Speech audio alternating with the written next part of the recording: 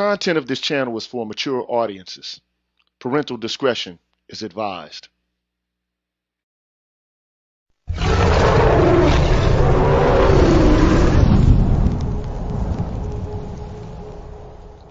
You're tuned in to the Green Gorilla channel. Please make sure to like the video, subscribe to the channel, and hit the bell notification button. And please, feel free to share the video. Thank you.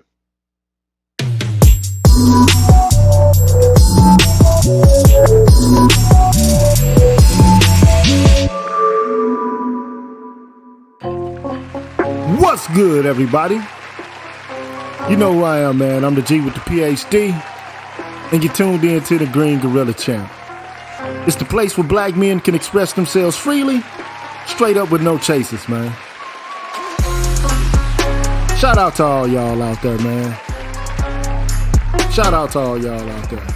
Now, before I get things started, man, I want to make sure, as I always do, man, that I give an appropriate shout out to all the haters, man. How y'all doing out there? I hope y'all having a pleasant evening, pleasant afternoon, wherever you are. Peace out to y'all. And, if you're just now coming in, man, make sure you like the video, subscribe to the channel, hit the bell notification button so you can stay abreast of what's going on here, at the Green Gorilla channel.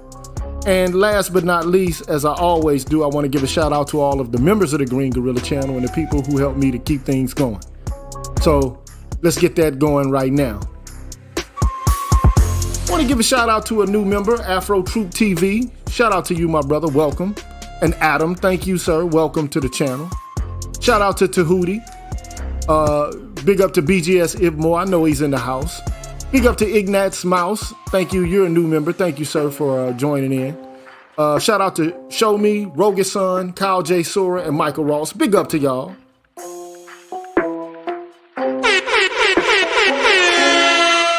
Big up to Brian Peaks, Papa Didas, Roderick Jackson, Scott Haywood, Blackswood 404, Black Uhuru Strikes, Dr. Thunder, Dr. Tree 33, Raiz Muajid, and Leroy Honeycutt. Big up to y'all.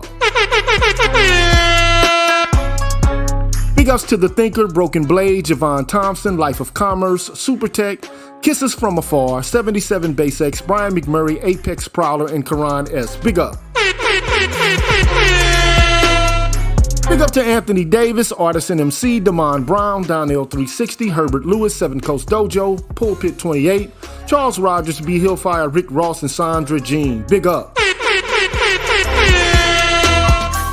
Big up to Brotherly Love, Charles Gilmore 3, Patricia Colley, 7Q Pitt, Kwaku Asasi, Greg, Barry Little, Alan Wiley, Mr. Valentino, and Jason Hales. Big up. Big up to Black Men Being Brutally Honest, Omni Americana, Cameron 87, Deshaun Nolly, Nelso, Kareen Not Karen, Doc LaRock, J. Charles, Mark Holt, Lee Ways, The Face, and Mark Swift. Big up to y'all. Big up to Odd Collard, Donald Watts, HipHop.catv, Coach DC, Kashif Caldwell, Nichita, Mr. Blue Collar, Barnolis, I'm Just Jules, and TD Hip Hop Media. Big up. Big up to Drew Main, Mr. Heat, Sir Anthony, MLR, Universal 178, Rashid Barnes, Aaron Smith, DH, C-Truth the Revelator, Gold Professor, Aaron Infinite, Dr. Tiasan Johnson, Kalan Jakala, Ricky Dawson, Cedric Bowman, True 7360, BK Born Shaheed, James Washington, Hostile Adept, W. Pira 1, and Marvin Battle Jr., and I cannot forget my brother in heaven, Forrest Windu. Big up to y'all, man.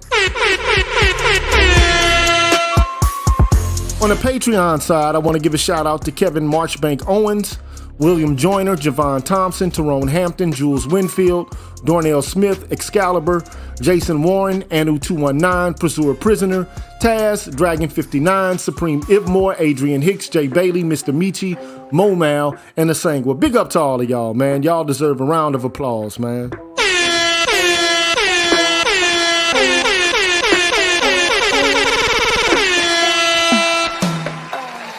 Thank you so much for your help and support over the months that I've been here doing this. And if you're now tuning in and you haven't already, and you are inquiring about how you could, help to keep the channel going, this is how you do it, man. What's good, everybody?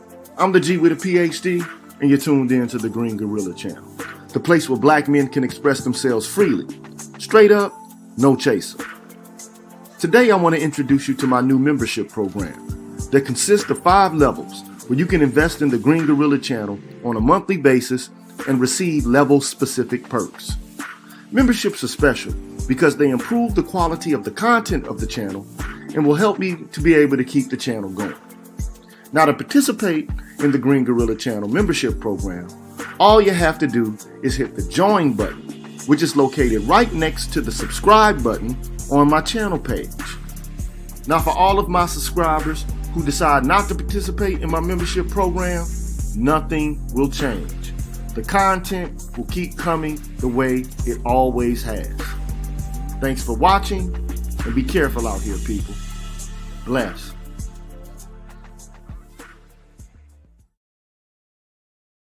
All right, y'all, we back. You know who I am. I'm the G with a PhD. You're tuned in to the Green Gorilla Channel. It is the place where black men can express themselves freely, straight up with no chasers. And I want to give a shout out to a few people. I want to give a shout out to Mr. Blue Collar. Thank you, sir, for your donation. I appreciate that. Also want to give a shout out to Barry Little. Big up to you, sir. Big up to Rasheed Barnes. Thank you for your donation, sir. And big up to Brotherly Love 215. I know you're at work and you can't really watch what's going on, but you're listening through the earbuds. Big up to you, sir. And also big up to Afro Troop TV, as I said earlier, and Adam. Appreciate your becoming new members of the channel. All right. So today I'm here to talk about what you see in the title of the video, and that is an Oxford professor. Well, he's not really an Oxford professor anymore. What I think was the case was that he was, for a short period of time, was a fellow at Oxford University. And we're going to, explore a little bit about his background. But ultimately, I was concerned because, ultimately I consider what we do here in the manosphere, the black manosphere, is to talk about our issues, to express our thoughts and our sentiments about what we think is happening to us in the environment in which we live. Now, we could be wrong about some things, we could be right about some things, but, one could argue if we don't have a space or a place to discuss the things that we think about or the things that we feel or the sentiments that we have, where else can we do so? I am, at heart, theoretically, I'm a deliberative Democrat, which means that, I think that people ought to be able to exchange reasons and thoughts with each other about a vast variety of subjects. And, it is part of what I consider to be the democratic process, where people come together and they discuss whatever it is on their minds. And, hopefully in time, the truth will emerge and will, be the most paramount thing that we, utilize in order to, make sense of our reality. That's just how I feel. Okay. And that's what I think. Okay. I think that, whether the speech comes across as hateful, spiteful, ignorant, whether it's perceived as, misogynistic, or homophobic, I still think that, people should be able to express their thoughts and their ideas, even if they're wrong. Because ultimately, in time, the whole idea about the freedom of speech, one of the principles upon which the nation was founded, even though, it's seeped in violence and racism and anti-black sentiments itself. They got that part, I think, to some degree. I think they got that right. That, no one should be censored. Even the idiots shouldn't be censored. Even the hateful people should not be censored. Everybody should have an opportunity to express whatever it is that's on their minds or in their hearts. Because even if you cut their microphone off, they're still going to feel it and think it anyway. So at least we want to know what we're working with. And, hopefully, if we keep the dialogue going and keep it open, at least we might have the opportunity to change people's minds. But when you start to become intolerant, recalcitrant, and you start to label people as, haters and bigots and racists and misogynists, then, what is that actually doing? Because when you start to point the finger at one group of people, you got to understand there's three fingers pointed back at you as well. And look, I understand the history of this country. I get it. And I also understand some of the feminist arguments that were made during the turn of the 20th and in the middle of the 20th century. I get it. I understand it to some degree. I've studied it. But, the idea that men ought not to be able to express themselves or to categorize or to label them as haters and, that need to be regulated, well, that's taking things further than I think they need to go. That's just my viewpoint, okay? Who is this guy to label the Manosphere a digital hate group? I mean, and then it'd be different, like I'm going to read to you certain segments of what he's had to say, but I don't even think he gets what's happening in the Manosphere right, even on the white side. Now, I'm not well-versed in the white Manosphere. I really don't watch a lot of the content there, okay? But I mean, to argue that there wouldn't, be racism there if it's white, I mean, is oxymoronic to begin with. Wherever you got white folks, to some extent or another, you're going to have racism. It's just part of the territory. I thought we knew this by now. I mean, even on the white liberal side, you got racism. So I mean, like, what's the point? And this is a guy who's, Indian. I mean, don't you got a problem, man, in your own country where you got like different caste of persons? Where some people are untouchable, and I mean, like there isn't hate going on all throughout the world. Now, I'm not saying that we should give an excuse to hate, or that we should applaud hate, but I'm saying it's enough of hate to go around. That's all I'm saying. Okay, but at any rate, I just thought that you ought to have some insight into what this guy is actually saying, because it could have an impact on the content that many of you do and the way that you are perceived by policymakers and by corporations and, by the academy itself. But, not too long ago, I came up with this proposition to make a video or to make actually a documentary so that we could disclose what our grievances actually were, so that we wouldn't have the opportunity to be labeled before we had the opportunity to label ourselves. But, this article was written before I even proposed, this documentary. And so, but I already knew it. It's like I had this precognition that this would occur, but it had occurred before I even, was aware of it. So, but it's important for you to become acquainted with this, because these people believe that although the kind of content that goes on in the Manosphere, can't be governed, it ought to some extent be regulated as much as possible. So like what's happening, in these spaces online ought to the furthest extent possible, be stymied. I mean, this is what, Bharath Ganesh is going to say. So let's just take a little bit of look into, this guy's background so we can see who he is and, make our,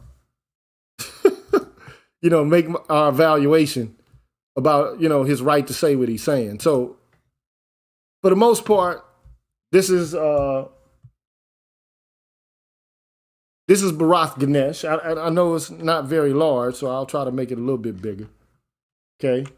That's Bharath Ganesh. He currently works at the University of Groningen, okay, in the Faculty of Arts. His telephone number is there. His email is there. His discipline is communication studies, cultural studies, and international relations. That's his AOS, his area of specialization. Okay, that's what he specializes in.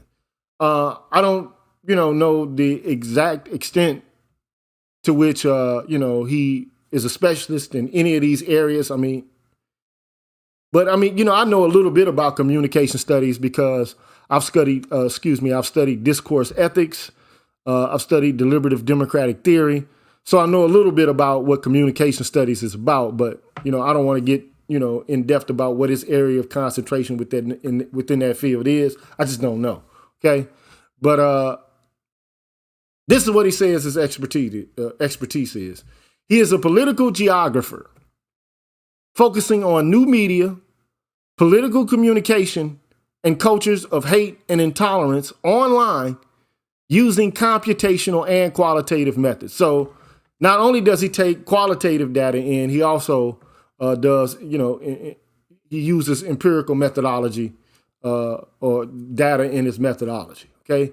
His research interests are hate, intolerance, and prejudice in Europe and North America, racism and bigotry in digital propaganda, regulatory responses to extremism online, social media and political culture, disinformation, social media manipulation, and digital advertising. And his methodological interests are natural language processing, corpus linguistics, and critical discourse analysis, social network analysis, and visual methods. And here's his biography. Look, I don't want to go all in depth on what his biography is, but I'll read a little bit of it, okay? Prior to joining the University of Groningen, Bharath was a postdoc researcher at Oxford University.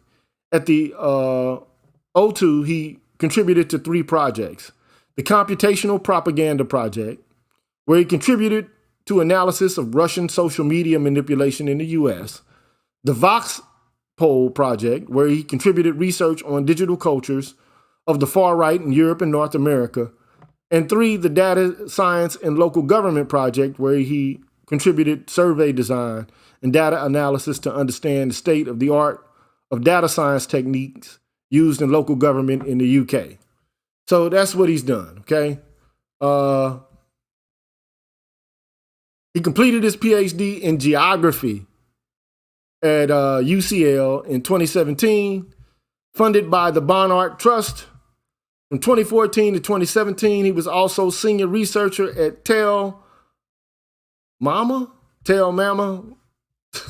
a British charity that monitors and supports victims of anti-Muslim hate crime. Bharath has commented widely on issues related to disinformation on social media, Russian involvement in the 2016 US election, hate speech, the radical right in the UK Houses of Parliament, United Nations, and international media outlets. His recent publications have appeared in journals, including the Journal of International Affairs and European Society. So that's his little blurb about himself, okay? That's him, okay? Now, what I did was, one day I was just, looking at stuff on JSTOR, which is what this is, what I'm showing you now. And this is the article that's in the Journal of International Affairs, okay, which is put out by Columbia University. It's a pretty prestigious journal, okay?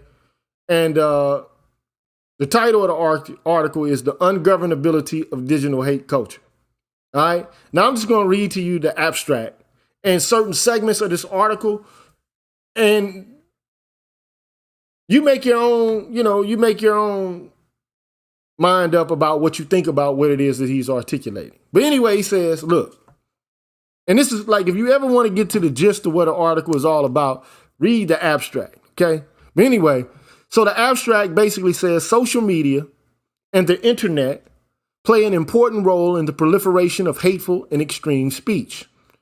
Looking to contemporary networks of digitally mediated extreme right-wing communication, this essay explores the form, dynamics, and potential governance of digital hate culture. So that's one thing you need to be aware of. Like, ultimately, what is his aim? Right? It focuses, right, on the forms, dynamics, and potential governance of digital hate culture. All right? It focuses on the cultural practices and imagination present in the networks of digital hate culture to illuminate how two frames, the red pill and white genocide, unify the different groups that take part in these networks. After providing a high-level overview of these networks, this essay explains three formal features of digital hate culture that make it ungovernable. Number one, its swarm structure, its exploitation of inconsistencies in web governance between different actors, and its use of coded language to avoid moderation by government or private sector actors. By outlining its cultural style and ungovernable features, this essay provides policy professionals and researchers with an understanding of contemporary digital hate culture and provides suggestions for future approaches to consider when attempting to counter and disrupt the networks on which it depends. So that's important for you to get. In the end, this guy's seeking to disrupt what he considers to be digital hate culture. And one can argue, is he saying that like men in the black manosphere who are, going over their thoughts and feelings related to their experiences in the United States, is he saying that our networks need to be disrupted? Is he saying that our thoughts in relation to being online in like places like YouTube and Facebook, ought they to be disrupted because they're considered to be hateful or labeled as hate? And then, this is important to me because I said this a while ago, maybe a year or so ago. I said, man, imaging is important. Labeling is important. Your iconography and your imagery in popular culture is important. But what happens when you got scholars who are labeling the very space in which you exist, right? When they're labeling what you're doing as hateful. No wonder you got a lot of guys, man, who don't put their faces on the screen.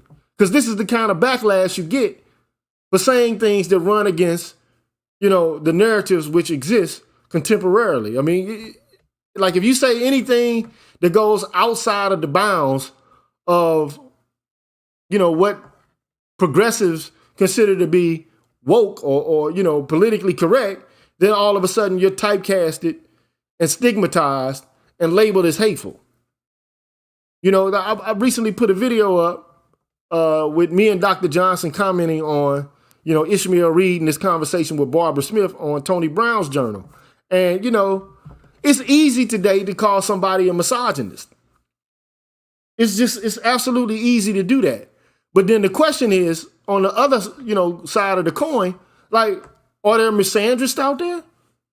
Are there women who, are able to hide behind the current frame that exists in order to carry out their hateful plans against men?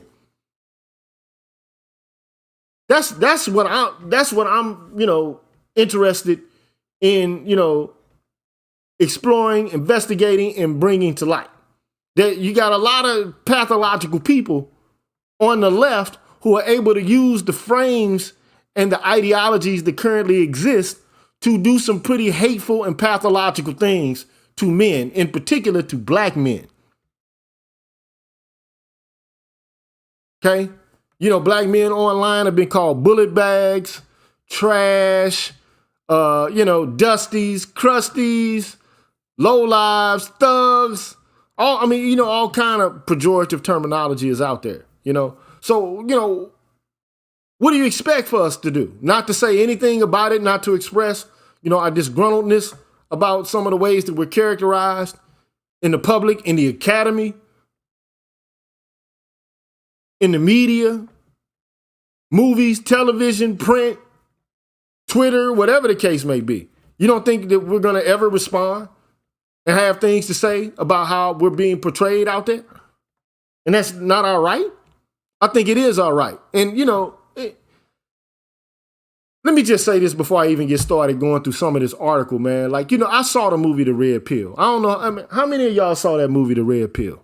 If you saw it, put a 1 in the chat, man. if you even saw the Red Pill movie. I'm gonna pause for a quick second and wait to see how many of y'all actually saw that movie, which was created and produced by a white woman. So let me know if you saw that movie, The Red Pill. Lateef Edwards says he saw it. Rasheed Barnes said he saw it. Micah said he saw it. Raiz Marji says he saw it.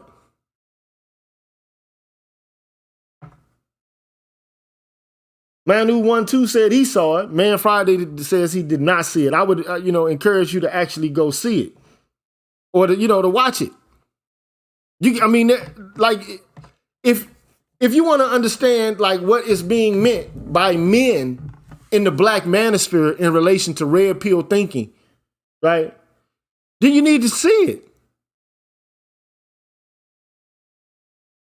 Because it's not just an allusion or a reference to the movie The Matrix, although it is, but it's not just that.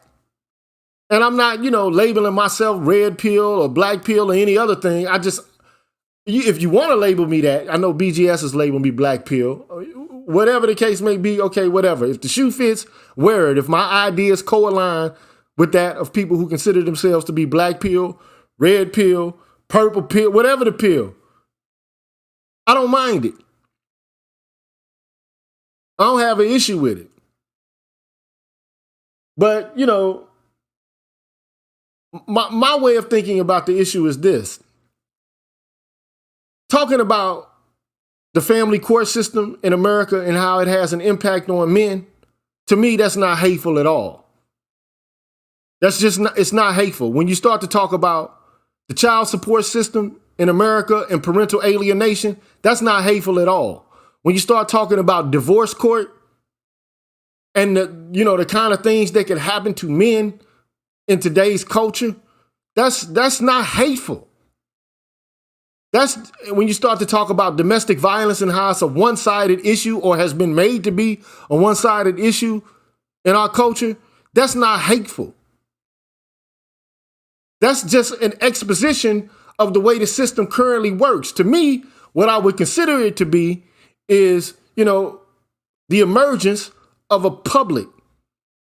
But they don't perceive it that way. They don't consider the manosphere or any of its derivatives to be a public at all. And I'll show you why in a second.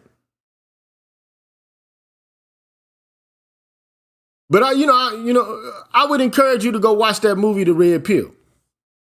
It was written by a white woman who was basically covering issues that men's rights activists had.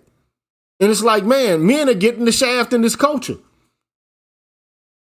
as it pertains to familial life and reproductive life. I mean, you got women who are basically planning like Brittany Renner to extract a man's resources at the very same time that women are also being promoted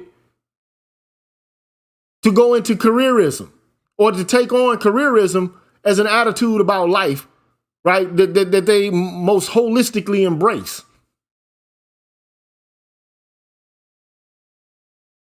So, I mean, to me, it's like, wait a minute. So on the one hand, women can go out and make money, but the family court system is still going to perceive a man as being, primarily responsible financially, not decision-making in terms of like every facet of early child development, but monetarily, you're required to kick in and make sure that kid has resources and that the mother has resources. I just like men are like, well, wait a minute, what's fair about this? At any point, a woman can say, well, I renounce my motherhood. I don't want to take care of this child. I want to give it up. She can do that. A man could never say, look, I want to give up my right to this kid. I don't want to have anything to do with it, including being able to, finance. I don't even want to finance the kid. I don't want to be a dad. How about that? At this point, I don't want to be a dad. You don't have that option. All you got to do is be, called out by a woman who alleges that you're the father.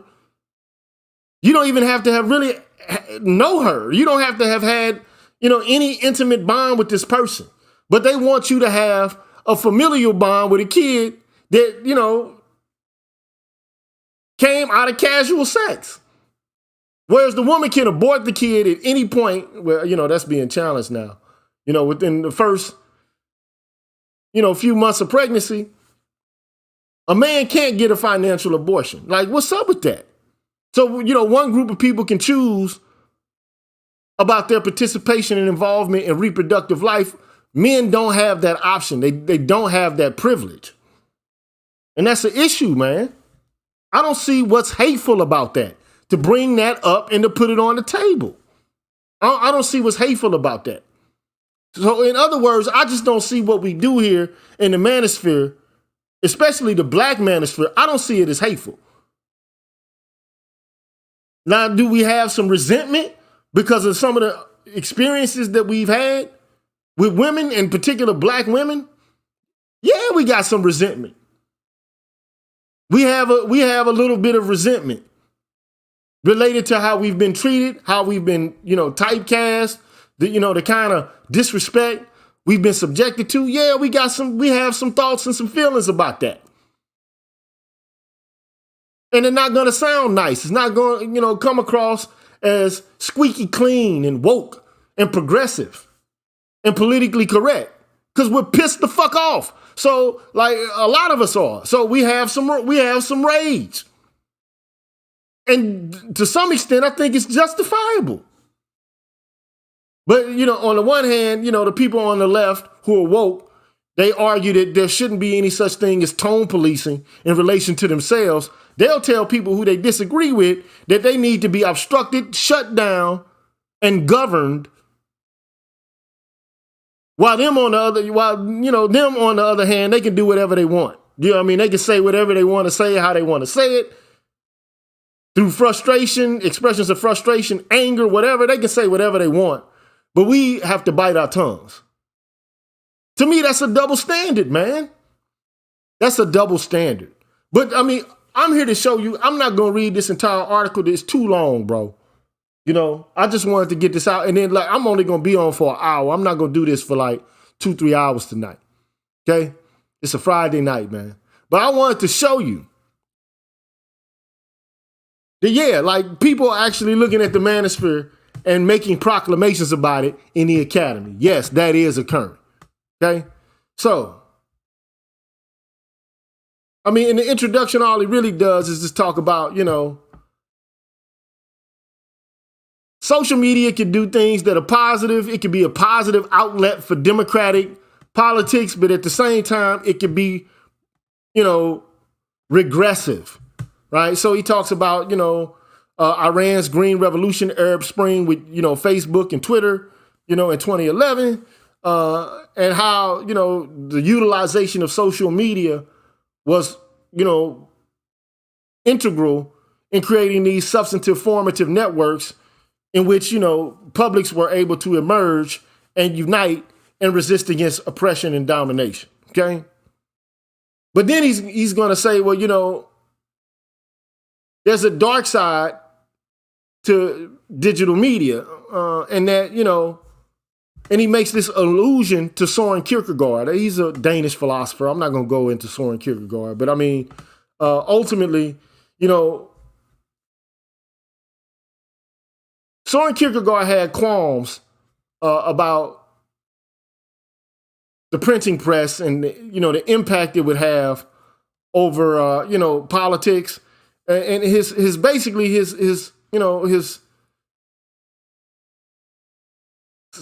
skepticism was related to the idea that, okay, just because you read something doesn't, if the average person really doesn't understand politics to begin with. They don't understand economics fully to begin with. And so when you get all of these people, reading about these issues, I mean, everybody considers themselves to be an expert. Everybody has an opinion. And this information is available to all, but everybody, can't really digest it and comprehend it fully. And so it's dangerous that, lay people should have access to such information because them pretending to be experts can create some pretty bad outcomes. Okay? So that's, Soren Kierkegaard's doubts about the printing press and the impact it would have on, the public and politics. Right? Now, I just don't happen to think that way. I think that, everybody ought to be involved in decision-making processes that have an impact or an effect over their lives. Whether they are smart or dumb or whether they're informed or not informed, they should at least have the capacity to have some sort of input. Even if they're not making the final decision, at least their opinion should be recorded. Even if they're wrong, they should have, the ability to have their opinion registered. That's just my view. Because I'm a deliberative democratic theorist. Okay? And I don't require expertise in order to, be involved in a decision-making process. That's just not me. Because I think that most people, given the opportunity, just like how we do juries, trials by jury, we bring in ordinary citizens, we give them the rules, we give them the facts about cases, and we ask them to arbitrate or to weigh in and make decisions about the outcome of people's lives, their culpability or their innocence related to crime. So in the same way that I think that people can be made aware of what's right or wrong about an outcome in a judicial process related to retributive justice, I think also people can be involved in the political process. Now, I know I'm being professorial tonight. I apologize for that. But hey, man, I just got to get this off my chest. Okay. Anyway, I just don't think, I don't agree with that, bro. So anyway, everybody can be a commentator. This is true, though. Everybody can weigh in on issues, okay? So he says, the new power of the press to disseminate information to everyone in a nation led its readers to transcend their local personal involvement and overcome their reticence about what didn't directly concern them. And he says, this has been taken to a new limit with the internet, where anyone, anywhere, anytime can have an opinion on anything. All are only too eager to respond to the equally deracinated opinions of other anonymous amateurs who post their views from nowhere. The democratizing force of social media thus also presents a risk. A clever group of these anonymous amateurs have the power to spread extreme views, bigotry, and propaganda through their commentary on anything, anywhere, anytime.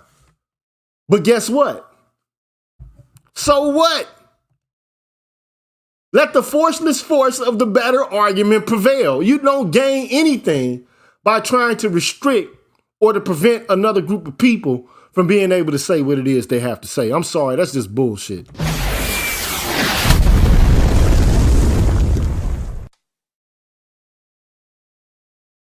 Even if it's hateful, I believe it should be, able to be expressed.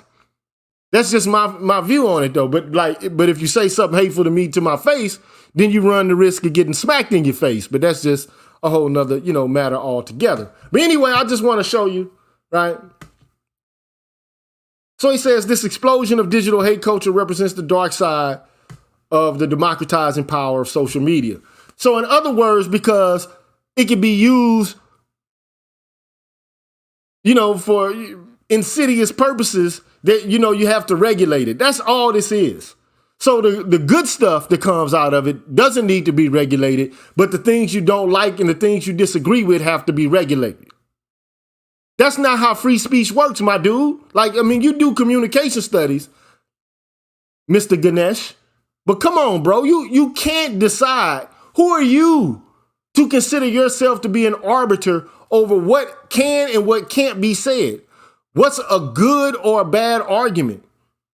Now, you can express publicly, and openly what your reservations about a certain viewpoint are, like what you think its demerits or its merits are, but you don't get to arbitrarily determine who is saying what's appropriate and who is not.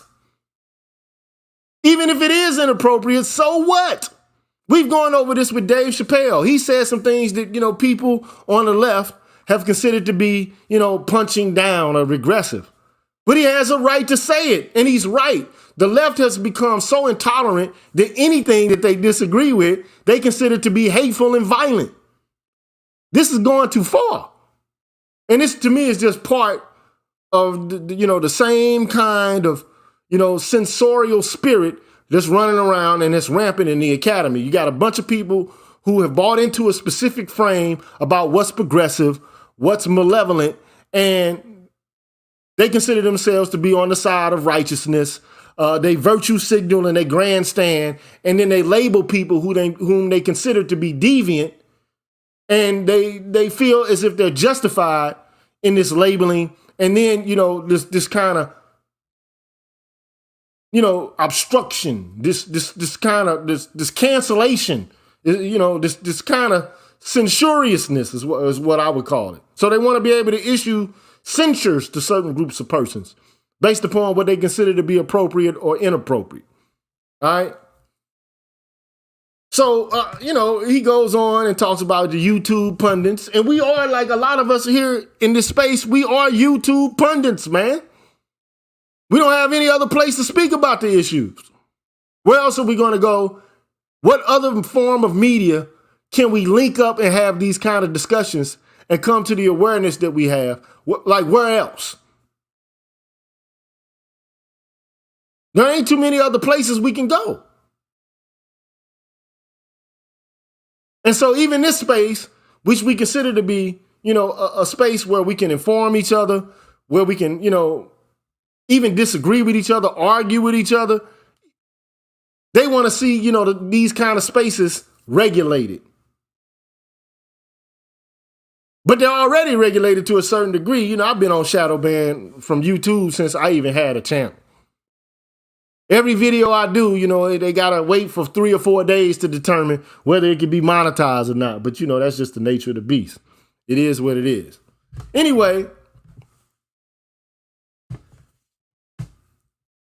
it's about quality control. And YouTube does this as well. Like, YouTube is trying to do censoring by determining what's hateful, what's offensive. Are there depictions of violence, or are there guns, or are there drugs in the videos? And, it's all about a narrative and what can be said. And then the corporations and, these non-governmental organizations and even the state itself are weighing in on what's appropriate and what's inappropriate. Who can and who cannot make money on the media? On, utilizing this media platform, right? But I just want to get to the hate and what he considers, and why he considers the Manosphere to be hate. So, I'm just going to jump right to it.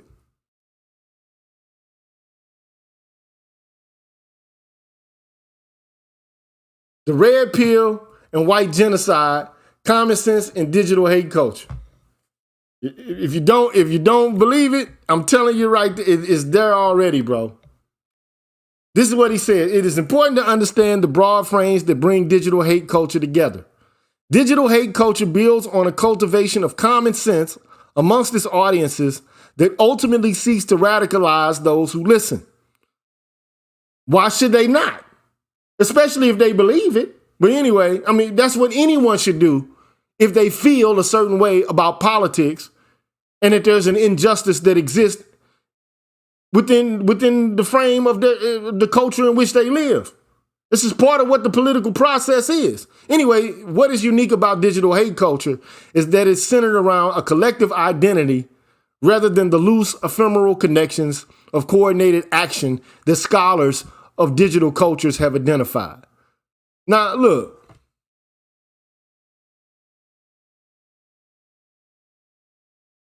Anyway, look, the concept of the swarm is a useful starting point for trying to understand the structure of digital hate culture. So swarms, okay? And as I will discuss in the following section, contributes to its ungovernability. Yet the swarm encountered here challenges existing concepts of digital swarms, particularly offered by philosopher Byung-Chul Han.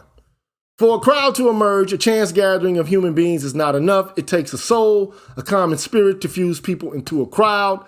The digital swarm lacks the soul or spirit of the masses. So in other words, let me just keep going. Unlike the generic digital swarm to which Hahn refers, the swarm that composes digital hate culture is different in quality. Despite their tenuous coalitions and the fragmentation and fracturing that many observers of the alt-right have identified, digital hate culture does have a common spirit that is based on the tropes of the red pill and white genocide. Now again, like I said before, I can't speak to what's going on with the white red pill. As long as you got white people in any space, whether it is a liberal space, whether it's a progressive space, or a democratic space, a right-wing space, it's going to be some racism there. Because that's what they do. Doesn't matter. I mean, you can't tell me that the crime bill that Biden and that Clinton passed was not racist against black men. You can't say that it wasn't. Because it was. The whole super predator narrative was racist. Thank you, Constructive Consultant. Thank you, Brandon, for your contribution on Cash App. But all I'm trying to articulate is anywhere you got white folks, is going to be some racism, bro. Whether it's liberals or conservatives, whether they're Democrats or Republicans, you're going to have it there, bro. Whether they gay or straight, bi or trans, you're going to have it there. You got white people, you're going to have racism. Period. So, like, I just don't understand this. You know, this is why they need black men to be able to weigh in on some of these issues. But anyway, just as with religion or political revolutionaries, there are a multitude of ways in which this common spirit is interpreted, expressed, and actualized. This common spirit is a particular characteristic of right-wing cybercultures that have made use of new media in order to expand the audiences with whom they engage. The process that bind contemporary right-wing extremism online should be understood as forming a community around forms of intimacy, sense, and feeling that are maligned or considered unacceptable in mainstream society. So in other words, you got swarms of individuals who are not like, you know, people congregating in the real world, but who connect tangentially related to, you know, issues of, you know, somehow them being cornered out of society or mainstream society.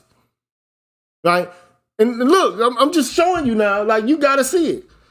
Digital hate cultures emerge through the appropriation of cultural practices from a range of groups.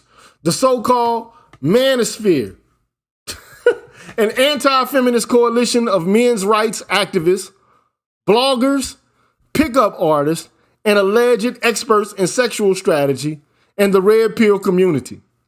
Gamer and nerd subcultures, and a recently aligned coalition of neo-Nazis, anti-Semites, Islamophobes, libertarians, Christians, atheists, conservatives, nationalists, and so-called race realists who profess a eugenic view of interracial competition or interracial competition. Now look, here's the deal. How you gonna create a causal link or draw a connection between men's rights activism and Islamophobia, bruh, anti-Semitism, and race realism? And he does so without providing an argument at all. He never provides an argument about this. He never says that, like, what men are discussing or what they're talking about in relation to their experiences with family court, with divorce court, with child support court, like, none of these things are ever discussed. He never has a conversation about any of it. But what he does is he labels it right next to Islamophobia, neo-Nazism, and anti-Semitism. That to me, man, is like, that's just some bullshit right there, man. That's some bullshit, bro.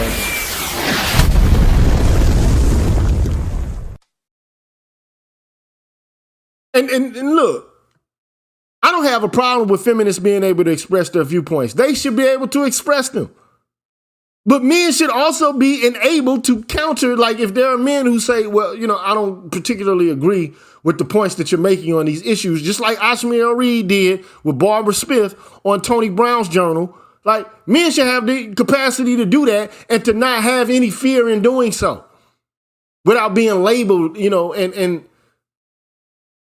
being typecast as hateful, which is what, the term misogyny is. It's like basically saying you're a racist. You don't like women if you don't agree with everything we say. If you don't adopt our position or, agree with our framework, then you hate us. No, I don't hate you. I just don't agree with your point of view all the way through and through. I don't subscribe to your notion of reality. I don't see what's hateful about that. What is hateful is trying to cancel somebody, take away their ability to earn a living. That's hateful. That's what hate is. Anyway, so you see it. I'm showing it to you, right? The first refers to an idea that emerged from the Manosphere called the red pill. And the second refers to a radicalization of the idea that Western civilization and culture is facing an existential threat from non-white people and the liberals that appease them, which is summarized by the phrase white genocide. Now, as far as I'm concerned, look, the reason why all of this is lumped together, where you got white men who are basically talking about how they feel, encroached upon by language related to race and sex, is because the intersectionalists have lumped it all. They've lumped it all together. So no wonder you're going to have a backlash from white guys. Now, I'm not, here to support white guys all the way through and through. They got some baggage and some shit they need to deal with. I understand that, I get that. But I mean, come on, like if you corner somebody and you continuously stigmatize and typecast them in the public, they're going to push back, even if they're wrong to begin with. Nobody's going to sit back and give away power or allow themselves to be, stigmatized in the public view forever without having any kind of answer for it. And I'm telling you, people like this think that they're doing good, this Ganesh guy, but when you suppress people's ability to communicate and to make sense of their reality on their own terms, all you do is drive them underground. And when they become more radicalized than you ever imagined they would because you tried to suppress them, then you better watch out. You better watch out. Because if you stop people from being able to speak, and if you label too much, and if you finger point too much, people get offended and then they react violently. But that's just my opinion about that. But anyway, so no small wonder that you got these white guys who are like, damn, man, especially with like white women coming after them. They're like, look, lady, like, who was the Bill Burr? Like, Bill Burr was like, look, lady, hold on, wait a minute. You mean you were there with us all throughout the slave-based project?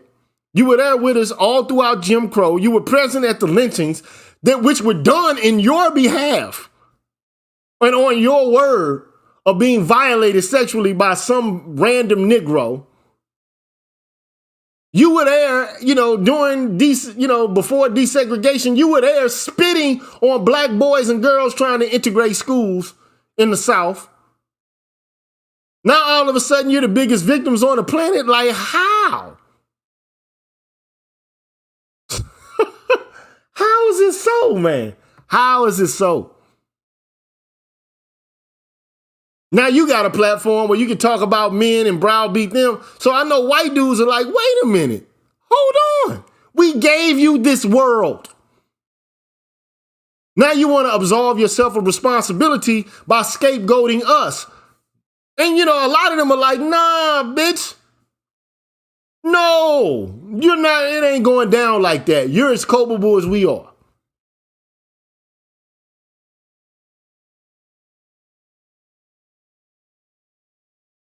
You just as guilty as we are.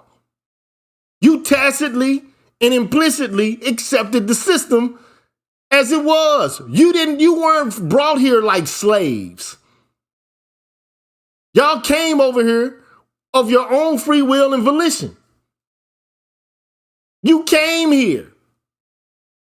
And many of you owned slaves and mistreated them and sexually violated them. So this whole, this whole notion of what we could talk about the women and how there's misogyny and all of this, like, it doesn't even begin to, scratch the surface of what we're talking about related to race. But, it's just funny to me how white women are able to absolve themselves of responsibility for any of this. And to just blame it on white men and to, lay it at the feet of white men. I don't understand it, bro. I don't get this. But, that's what we're supposed to accept now. Anyways, basically lumping every negative thing together, and then he's lumping the manosphere right in there with it. So he says the philosophy of the red pill emerged from the interconnected organizations, blogs, forums, communities, and subcultures on the manosphere. Central to the politics of the manosphere is the concept of the red pill, an analogy which derives from the 1999 film The Matrix, in which Neo is given the choice of taking one of the two pills. Taking the blue pill means switching off and living a life of delusion. Taking the red pill means becoming enlightened to life's ugly truths. The red pill philosophy purports to awaken men to feminism's misandry and brainwashing. Now, to argue that there's no misandry from some feminists is just an outright lie, bruh. When you got a group of women saying, kill men now, ask me how. And nobody bats an eye at it, and everybody's like, well, women sure are angry. Come on now. I showed you the video, man. I got videos where they talking about kill men now, ask me how. And basically, like, men are supposed to believe that there's no misandry there?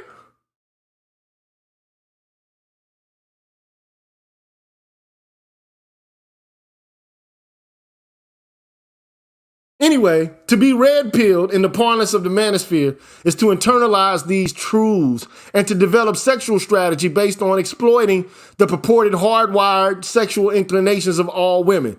Now, look, we can talk about whether women are hardwired for this or not, but like a man like, P.J. Washington getting finessed by Brittany Renner, that shit is fucked up, man. It's unjust, bro. As far as I'm concerned, it's absolutely unjust. And to incentivize women to engage in practices whereby they move from man to man trying to exploit them for their resources, men should be aware of that. And they should learn that these are strategies that some women employ in order to finesse them. To argue that there's something wrong about men being able to impart wisdom to each other along these lines, to me, is what tantamount to being, like an endorsement of the exploitation practice itself. Like, it's cool for that to occur. Like, it's all good for women to enter into relationships with men in bad faith, knowing that the only, thing that they're trying to draw from the relationship itself is resources from the man. And to pump and discard him and move on to the next and to pursue, the same objective with the next dude. And to argue that there aren't women who operate in the world like this is a flat out lie.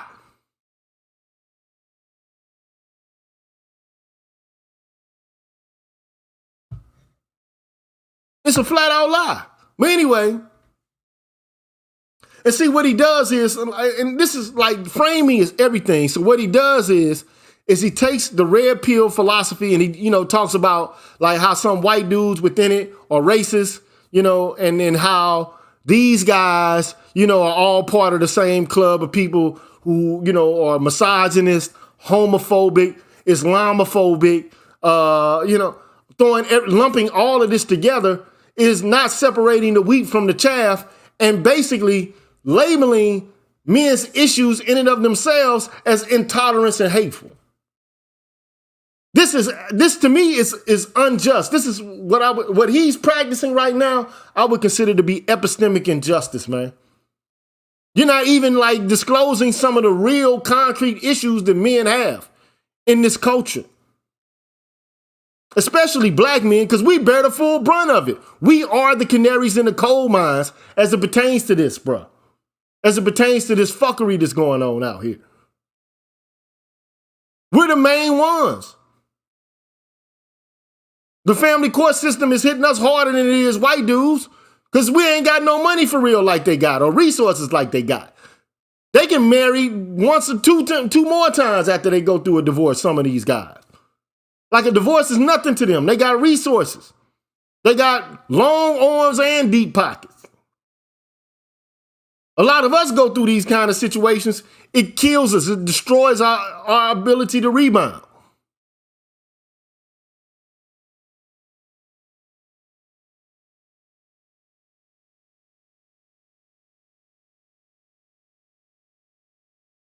Anyway, and then not even to mention, especially black men's complaint about this carceral feminism that they utilize, all centering and hovering around this notion of violence against women, which when you look at the empirical data, you see the women are just as violent, if not more violent than men in the context of intimate partner relationships, and they also are sexually aberrant, just as much as are men. In the context of familial arrangements as well. A lot of these women are having sex with underage boys and engaged in sexually perverse actions with children. Not to mention beating the brakes off of kids. But none of this gets discussed. It's all articulated within this left-wing progressive academic frame in which a certain segment of the population or a demographic can do no wrong, but all of those people who have the right kind of, identity politics or the wrong identity politics, they get to get scapegoated and stigmatized as the source of all evil. We got an issue with this, man. We got a problem with this.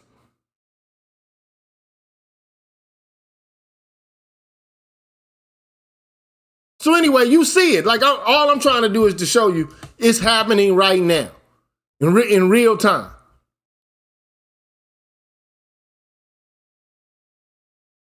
Yes, it's happening. It's happening out there. So yeah, the Manosphere is a point of contention and discussion in one of the most prestigious journals out there, the Journal of International Affairs, published by Columbia University. If you want to look at the article, you can do so for free on JSTOR. All you got to do is create an account. You create the account. You can get 97 free articles a month.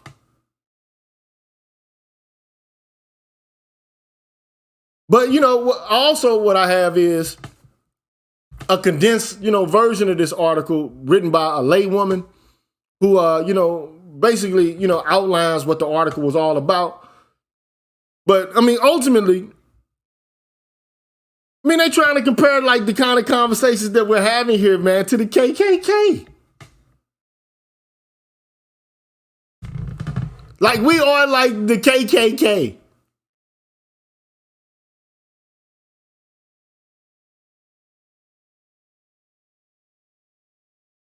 That's who we are. Like talking about issues that have an impact on us or that affect us on a visceral level is just like the KKK. It's digital hate culture.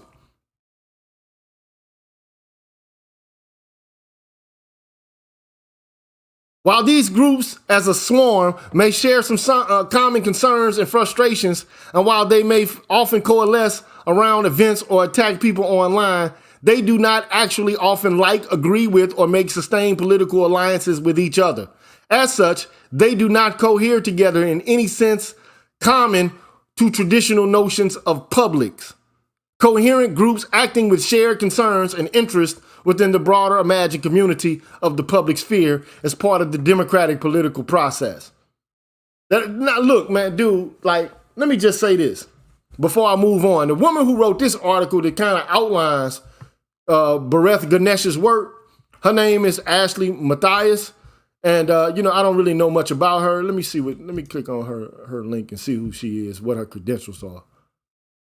She's a doctoral candidate in communication at the University of North Carolina at Chapel Hill and a doctoral fellow at the Center for Analysis of the Radical Right. So they are studying the radical right at the university and finding various ways to create frameworks and ideologies about them to stigmatize and to characterize them as the source of evil because they don't agree with them.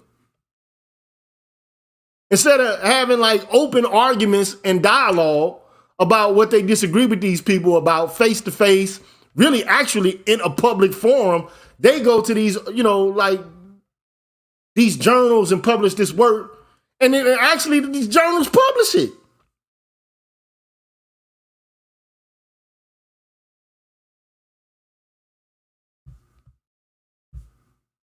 And listen, man, look, what you're talking about in relation to a public is inaccurate. Publics are not coherent groups acting with shared concerns and interests within the broader imagined community. That's a bankrupt notion of what a public actually is. Miss Ashley Matthias. Now, look, this is one thing I know, and you can bet money on this. Okay? If you start talking about a public, if you start thinking about what a public actually is, now, first and foremost, I have you say this. Like when you start talking about a public, the very notion of the public, goes back, or public reason, kind of goes back to Rousseau, is, popularized by Kant through the categorical imperative. But in its most recent, incarnation, a lot of deliberative democratic theorists start talking about a public in terms of how John Dewey, the person who created the Dewey Decimal System, how he perceived and thought about a public. Now, traditionally, a public is actually a forum in which private citizens can come together and talk frankly and freely with each other. Now, in 18th century Europe, they were salons where, you can go to a coffee house and bourgeois intellectuals will have conversations about all kind of manner of things, okay? And they could talk with the aristocracy openly, which wasn't, possible before, okay? Because the aristocracy, what they said went, okay? In 19th century America, the public were conventions like the American Federation of Labor or the Congress of Industrial Organizations. Okay, now and also you have public fora in churches and mosques where black people met to discuss racism and segregation and how to countermand it. But the public is more than just a place where people meet. It is a place where you can talk about art, politics, even the public itself. You can have a conversation about the public because the public in and of itself is a self-referential. It is a self-referential entity. It's a concept. You can openly critique the public itself in order to measure its virtue or its vice related to its own processes and its self-referential character, whether it's doing what it ought to be doing. So even like the one thing that you got to be aware of is like, especially as it pertains to John Dewey, a public can exist and not even know it exists. A public can be incoherent. Like Mothers Against Drunk Driving was a public waiting to emerge. They didn't even know that they had any issues until they began to come together and talk about it and discuss it. And then eventually they began to make sense of their experiences and then they formed a public.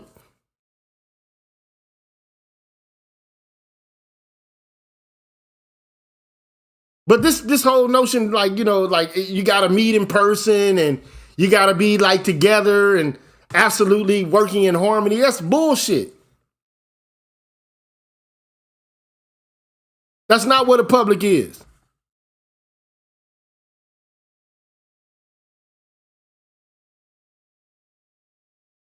Anyway, basically she's talking about the difficulty that people have online and doing things offline, like actually doing things in the real world. And I do argue that that's the issue. Like, how do you translate what's going on online into something that ought to happen offline? But if that's the if they really actually believe that what's going on online is impotent. See, first of all, let me just say this. See, black feminists don't even have an approach to what's going on in the black manosphere yet. But these people are paving the way. And you can trust and believe at some point they're going to run behind exactly the strategy these people are using and the frameworks and the same language that these people are using. Don't be surprised if 3 to 4 years from now, you see a black feminist saying this same shit that's being said right here in a different in their own way.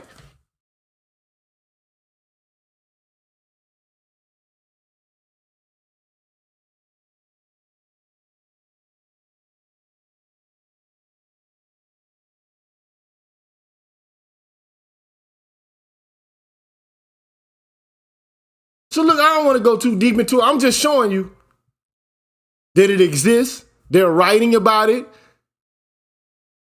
They're thinking about it. Then they're working to countermand it.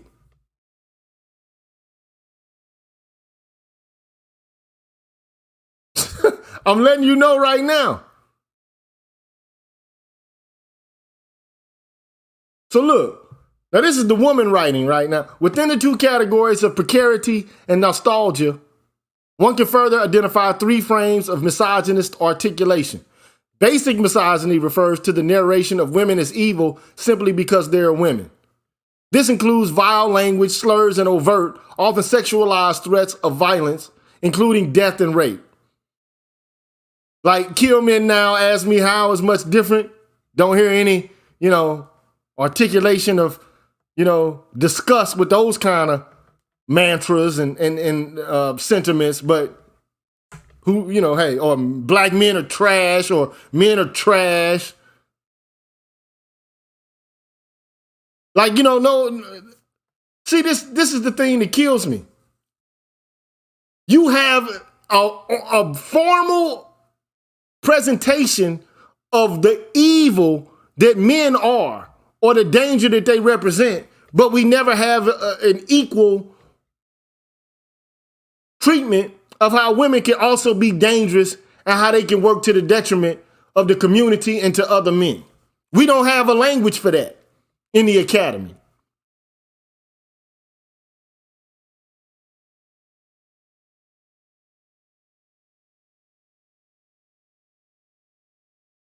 Then it goes, okay, so there's another frame of feminist, anti-feminist misogyny. So, like, I gotta hate women to be anti-feminist? See, that's that bullshit, bro. So I hate women if I don't agree with feminism and every part of it.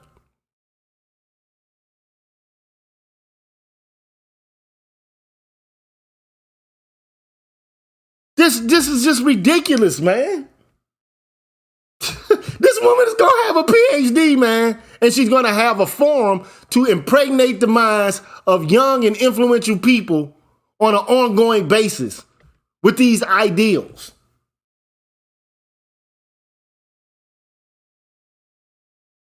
Anti-feminist misogyny is the narration of feminism as the primary mechanism of the destruction of society.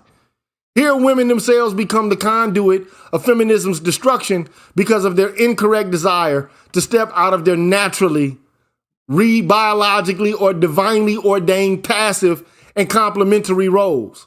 This is a common feature of the Great Replacement theory and a trope often used by women adherents of radical right ideologies. So basically, now, all the black women in the manosphere are like radical right ideologues? Come on, man.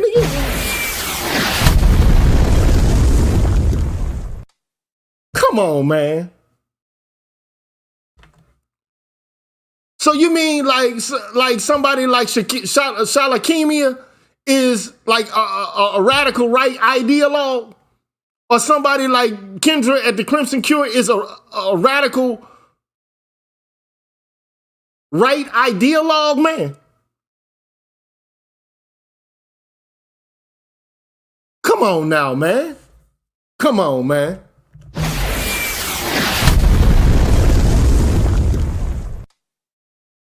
To point out that to get a whole bunch of women to basically go into careerism or to adopt careerism as the summum bonum of the good life, and to adopt a masculine stance, which is not even really a masculine stance. As far as I'm concerned, the whole idea of proving that you're fit related to the job that you have or the career path that you take is some bullshit to me. Because that's not an articulation of masculinity through nature at all. That's an articulation of masculinity through capital. If society is an artifice and money is an artifact, money is artificial. It doesn't appear in nature. It never has, it never will. Resources appear in nature. Money does not appear in nature. Creating career paths and all these jobs and all this shit is all part of the matrix in and of itself if you want to start using the ideology of the matrix itself or the red pill.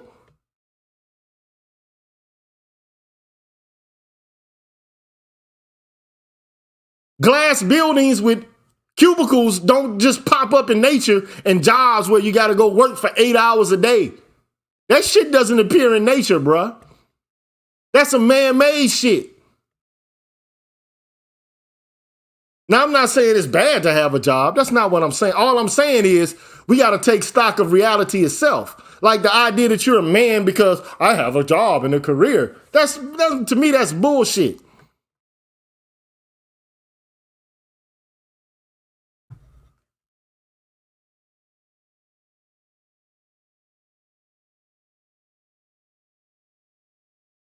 Homophobic misogyny relates to the narration of other men as feminized, specifically through misogynistic and homophobic slurs aimed by men at other men. But women do this as well. This practice is a mechanism for shaming, policing, and controlling men through displays of dominance by other men using specifically negative feminizing terms.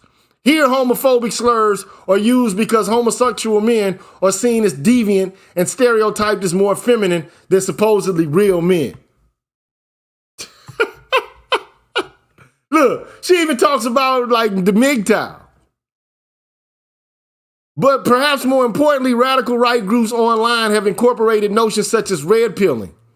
This term is drawn from the misogynist cultures of the Manosphere, a loose conglomeration of websites and blogs, including men's rights activists, men going their own way, and pickup artist groups, as well as the growth of incel, involuntarily celibate culture, which predates the rise of the alt-right by nearly a decade. Indeed, prominent members of today's radical right, particularly the alt-right, were formerly members of the Manosphere, including Stefan Molyneux and Chris Cantwell.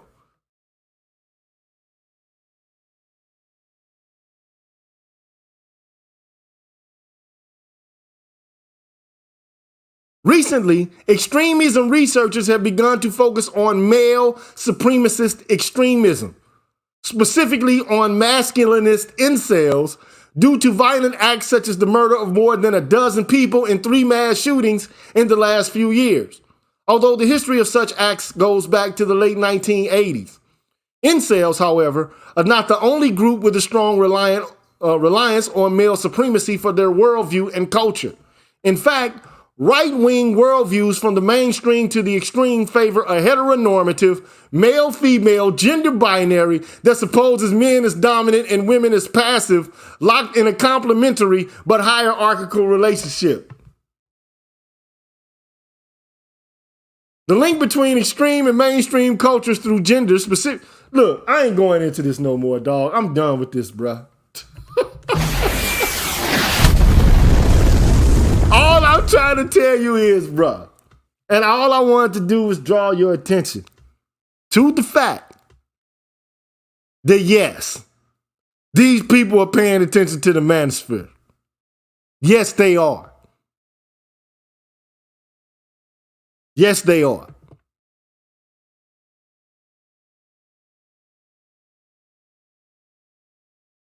They are watching. They are labeling. They're reasoning.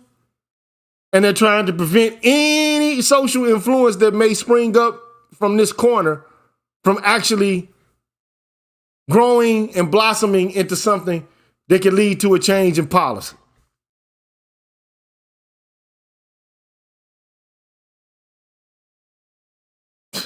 I'm just letting you know. They already on the job.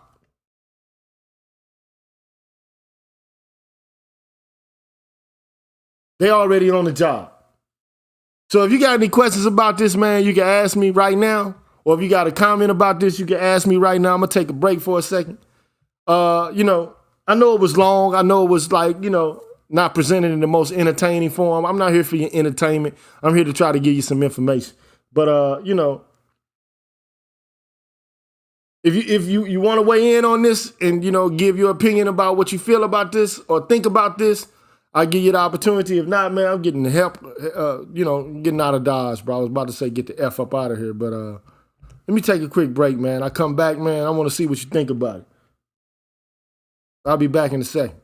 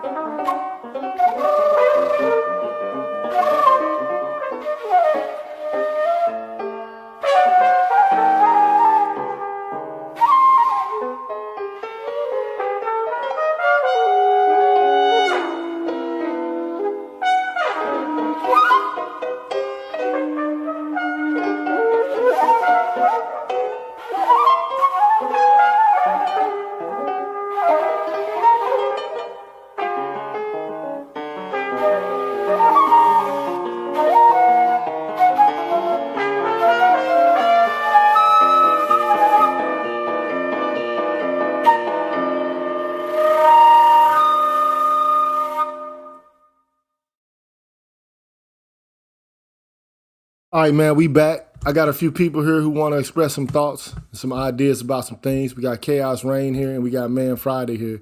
Let me shift this. Can y'all hear me? Yeah. My Okay, question, yeah, go ahead. to keep it short. So it looks like the hunt has been on for years now. It's just now you see the academia is starting to put more written word out there. It's written as a propaganda. And eventually goes to physical. In time. Looks like that's how they want to play it, like everything else. I mean, hey, it's here. I mean, it's here for you to see. That article I showed you was published. When was it published, man? Exactly. It was published in hold on, let me.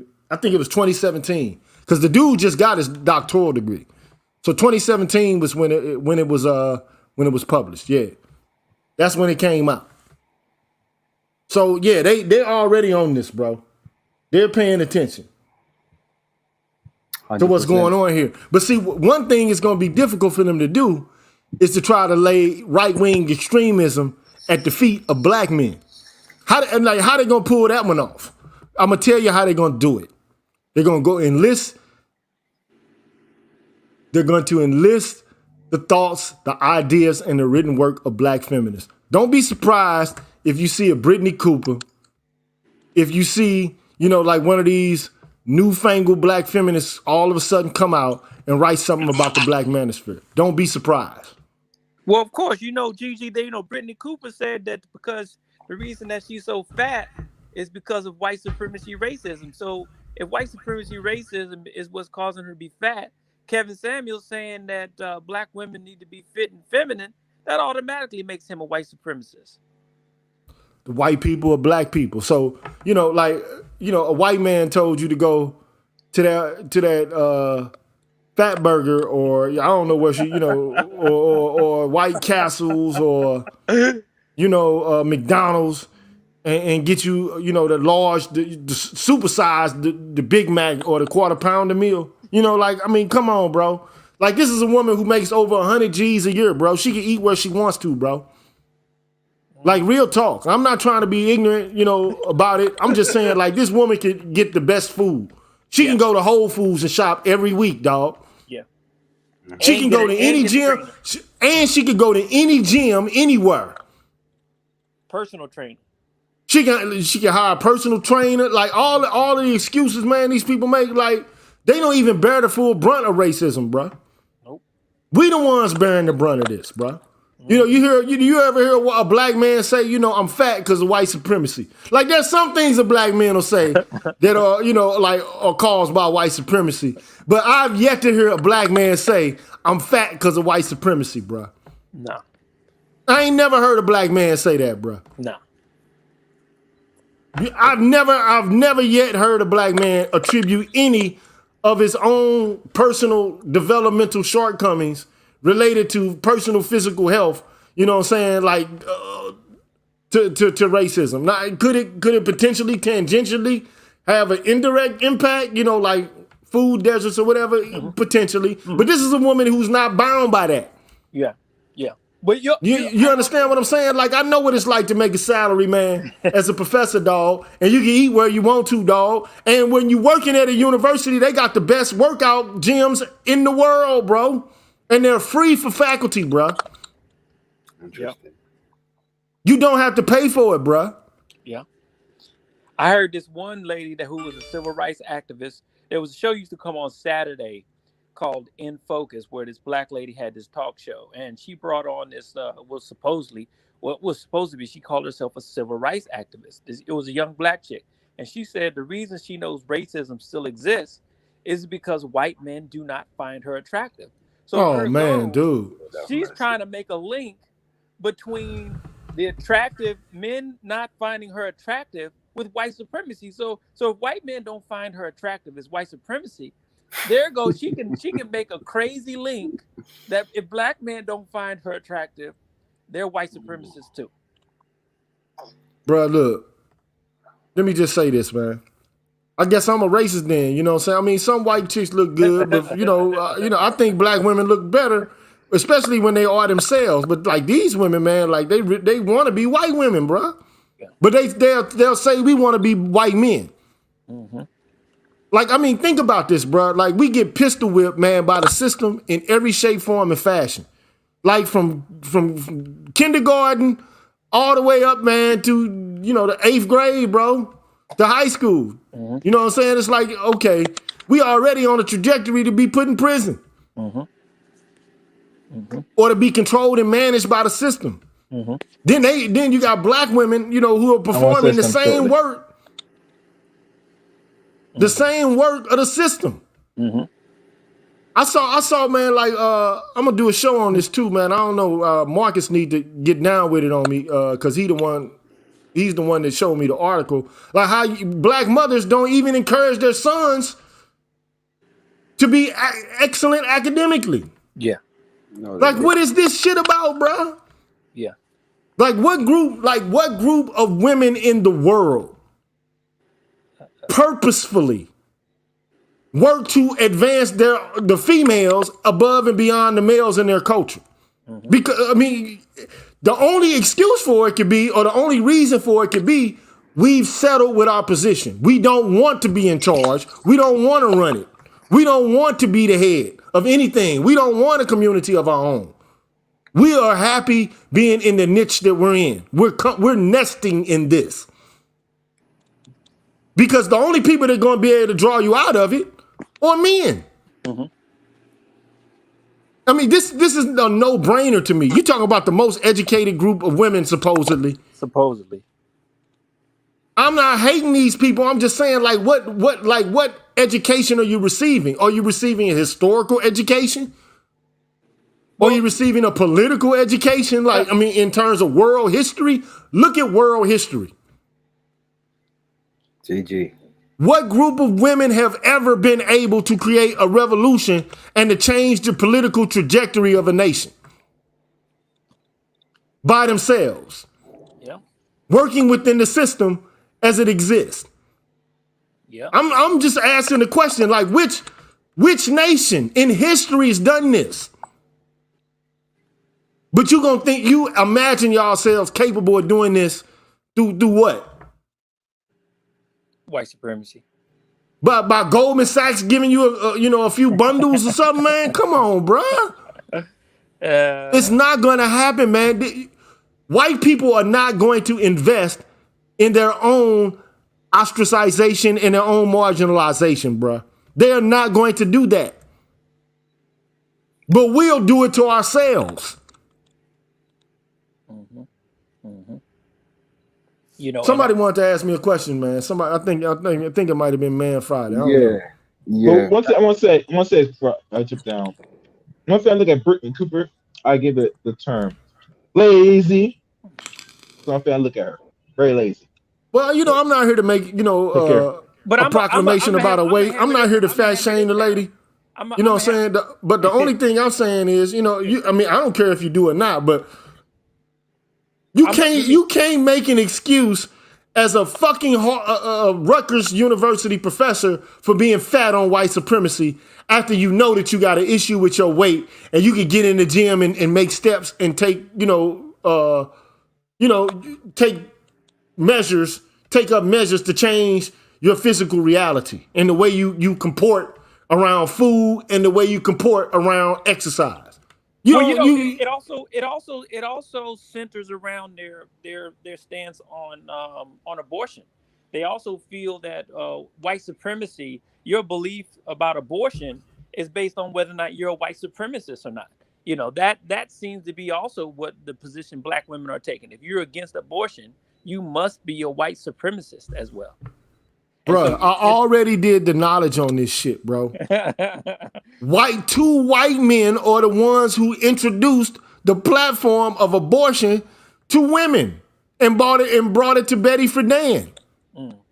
Now, I don't know if these men were racist. I haven't scoured through every line they've ever written and done some sort of Hooverian analysis of all their personal, interactions with other folks on the phone. And, I ain't J. Edgar. So I don't have access to all that.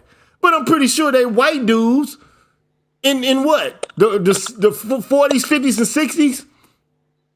Mm-hmm. I'm pretty sure, they had a certain ideology that wasn't as liberal as yeah. Bruh, let me just say this. It was two white men who brought abortion to women as an issue. Now they feel like it's their issue. What's more patriarchal than men telling you what your issue has to be about? Mm-hmm. I'm flabbergasted by the craziness, man, that exists within this culture at this moment, bro. You know what I'm saying? It just is what it is, though.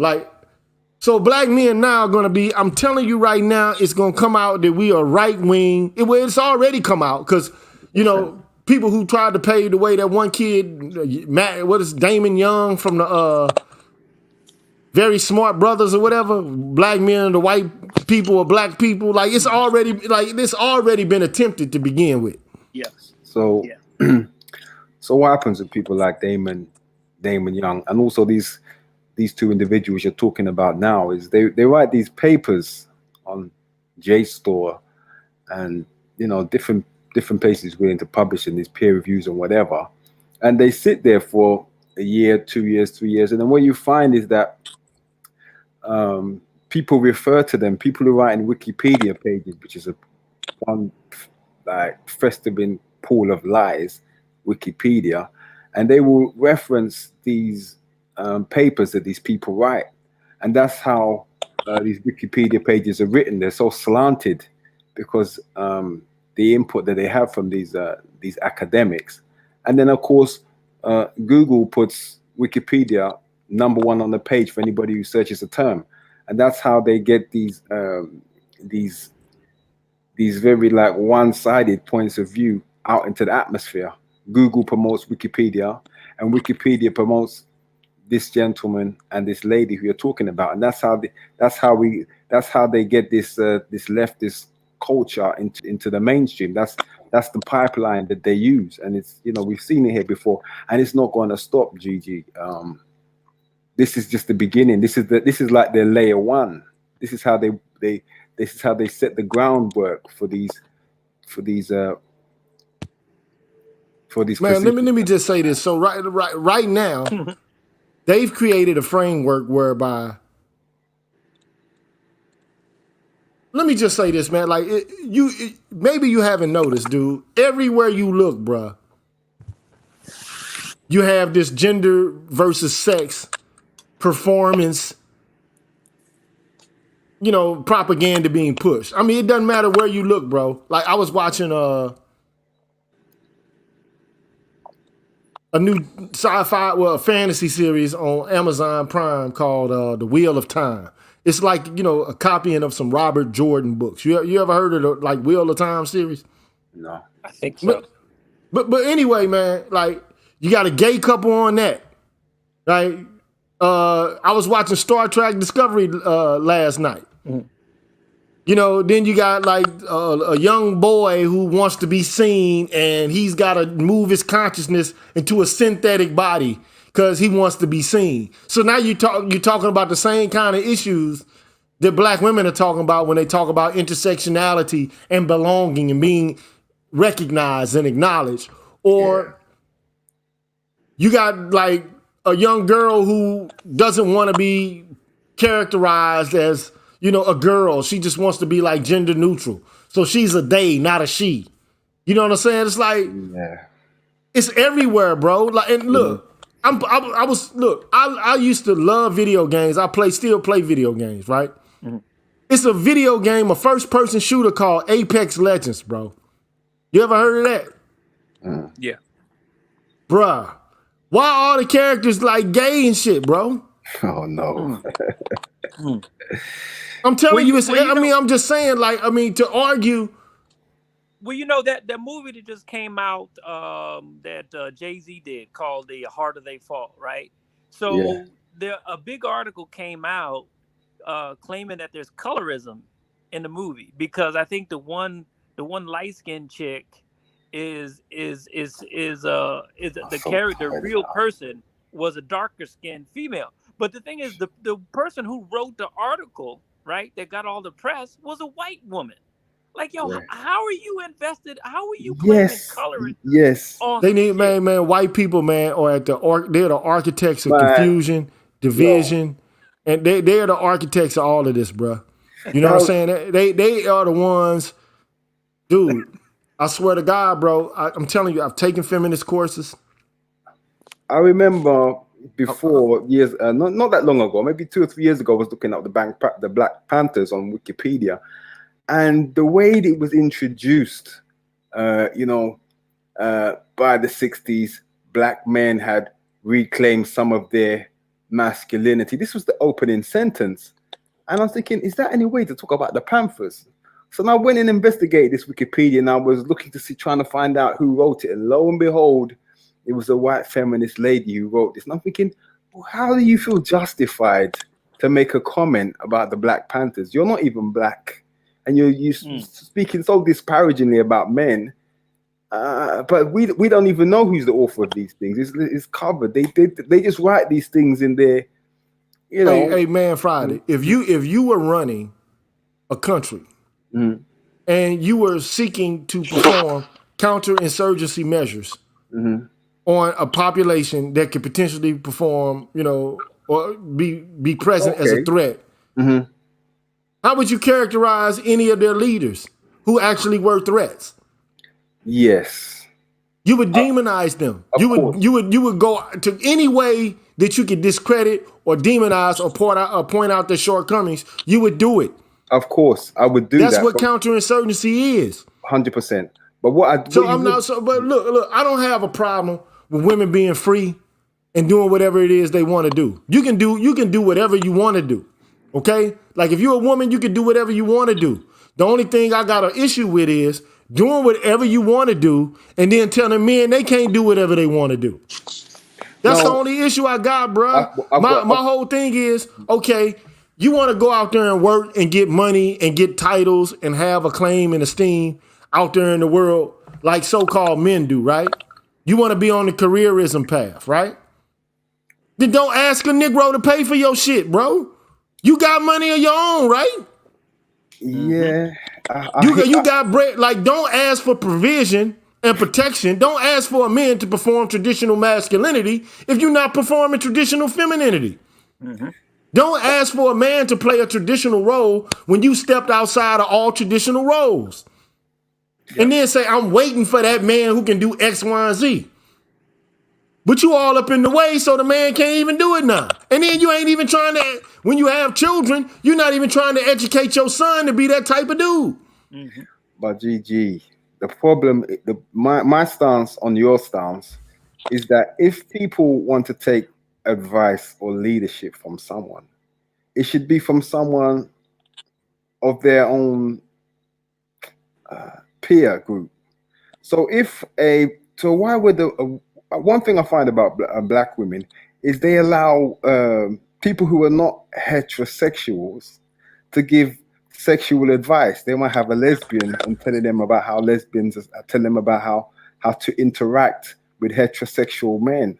I don't understand why Europeans will be giving black people advice in terms of, I don't know, something to do with their race, because they don't come from the peer group. So I don't accept a white lady making observations as legitimate about black political structure. I don't accept that, because it is, even if you've studied it, you're not it's not in your culture. You're not inculcated with it. You're looking at observing it from a distance, from outside. But what I find one of the problems I find with black people is we accept outside commentary from people who is not affected by the thing. No, but you said it right. Black women accept. Black women accept. But black men accept it too. Let's take it a buck. Let's just keep it as much. We gotta keep it real here. Like, black men went for the okie doke. It's a lot of black men out here. Well, I'm not trying to defend women or make excuses for anything they're doing or anything that, like, this is what I believe. I believe that you got men doing the Daffy dance, and I believe you got some women doing the Daffy dance too. No. Like, I'm just keeping it 100. Like, there are women doing the Daffy dance and there are men doing the Daffy dance. Now, here's the deal. This is the thing that's important. This is why, like I've recently come under, criticism for being like anti-black. Some people think, that like I'm anti-black because I think black nationalism, is no longer viable as a political strategy without a certain set of conditions being present. But, who was the first teacher of the kids, man? Mm-hmm. Who was the first teacher of children? Like, people don't understand that a great deal of the cognitive direction that the course of your cognitive development your life will take is going to come from your mother. Yeah. And the kind of feelings and sentiments that she has, regardless as to whether or not your mother's even aware of it. Just like consciously, aware or thoughtful about it. Like, if you put it this way, why do you think so many kids don't pass the dial test like black kids? Like, they hate themselves and shit. A lot of reasons for that. Why do you think that, bro? There's a lot of reasons for that, DG. But you gotta understand, if the mother feels insecure about her appearance and is worried about colorism and all of these aesthetic issues and values, I understand the world is telling you you're ugly. Mm-hmm. But black nationalism in the 60s was about, say it loud, I'm black and I'm proud. Women weren't wearing like all these damn weaves and shit. Yeah, but bro, we're getting into bigger arguments now. We're getting big. But if the women consciously are insecure about themselves, and don't feel prideful in their own authenticity. Mm-hmm. How are the children going to be? Yep, Right. that's true. If you do not, like, this is why, like, it's very important for people to understand. I read from you, like, a quote from the book, from the Black nationalist woman that is quoted within the Combahee River Collective. Mm-hmm. You know what I'm saying? And basically they were like, look, and all the Black nationalists knew this. You can't have a Black nation without the collaboration and the cooperation of Black women. Because white nationalism is dependent upon white women. That's the secret they ain't telling you. Right. But we don't have that anymore, though. Bro, you don't get racist white boys without having racist white women. Mm-hmm. It doesn't happen, man. Mm-hmm. It ain't like they fathers the only ones teaching them how to be hateful and disrespectful. Yep. But what I'm saying is, we don't have a situation where the Black women are on board with that thing. So, what's the solution to that? Are you in the position where you're waiting for them to get on board? I ain't in, man. Look, I'm not in a position waiting for them to do anything. Well, then, you know what I'm saying? But I'm saying look. Think about the Haitian Revolution, bro, and what it took to actually accomplish or perform that in terms of cognitive, or thinking processes. First of all, them people, man, had not been converted to Christianity all the way through. I mean, they had, to some degree they had, because the French were Christian, in terms of a nation, they were Catholic, okay? But like the people in Haiti, they were, like voodoo. And they had a syncretistic religious system, right? So they combined like their own deities with that, with like the apostles and the angels and all of this. They still had elements of their own identity. Mm-hmm. And when it came time to engage in an act of rebellion, they did so unapologetically, man. Mm-hmm. Okay. The Black folks here, bro, I'm going to tell you. Well, man, I mean, you got so many Black folks. Like, to them, being revolutionary is getting a job somewhere, being included in a job, being included in a corporate structure. Like, I mean, I'm not trying to be ignorant by saying this. That shit ain't revolutionary, man. No, it's not. Mm-hmm. It's not. Yeah, that's not revolutionary, bro. But that's what you're saying. When the environment that's necessary, outside, is that there needs to be a polarization in order for revolution. If there's no polarization, revolution, the environment for the ingredients for revolution are not there. If there's no polarization, and Black women, based on their stances, are not creating a polarizing enough environment, because most of their points are about basically submitting to white supremacy. Man, these women, man, are making their boys dumb and making them soft as pillows. Mm-hmm. And the only reason they ever make them hard is so they can go throw a ball around, and play professional sports, and so they can buy their mama a house. And make them some money. Well, look, I'm just saying, look, I don't have a problem with, Black women per se. It's just like, but don't act like you're educated when you're not really actually politically educated. I have a problem with Black women, unfortunately. I have a per se problem at this point. But I just want to make a point before I get off, because I know you don't want to keep this too much long. The first place I heard about the Manosphere that wasn't online was a woman's show in the UK. So I'm in the UK and I'm at work. Must have been about 2 to 3 years ago. And there's a show called Woman's Hour. It's run by a woman called Jane Garvey.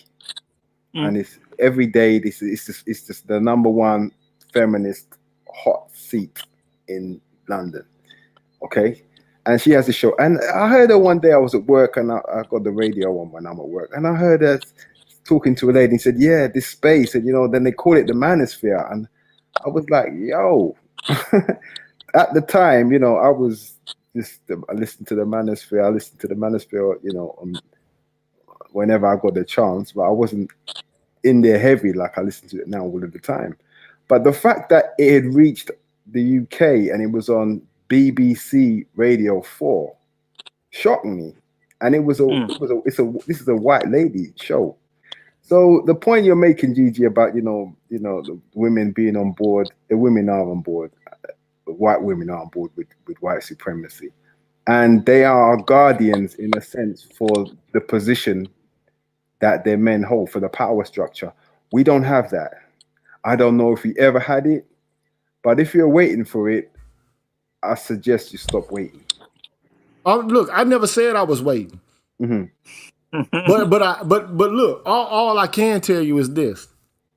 All throughout our history, we haven't had black women who've just been complicit with the system. We've had some black revolutionary women. Of course.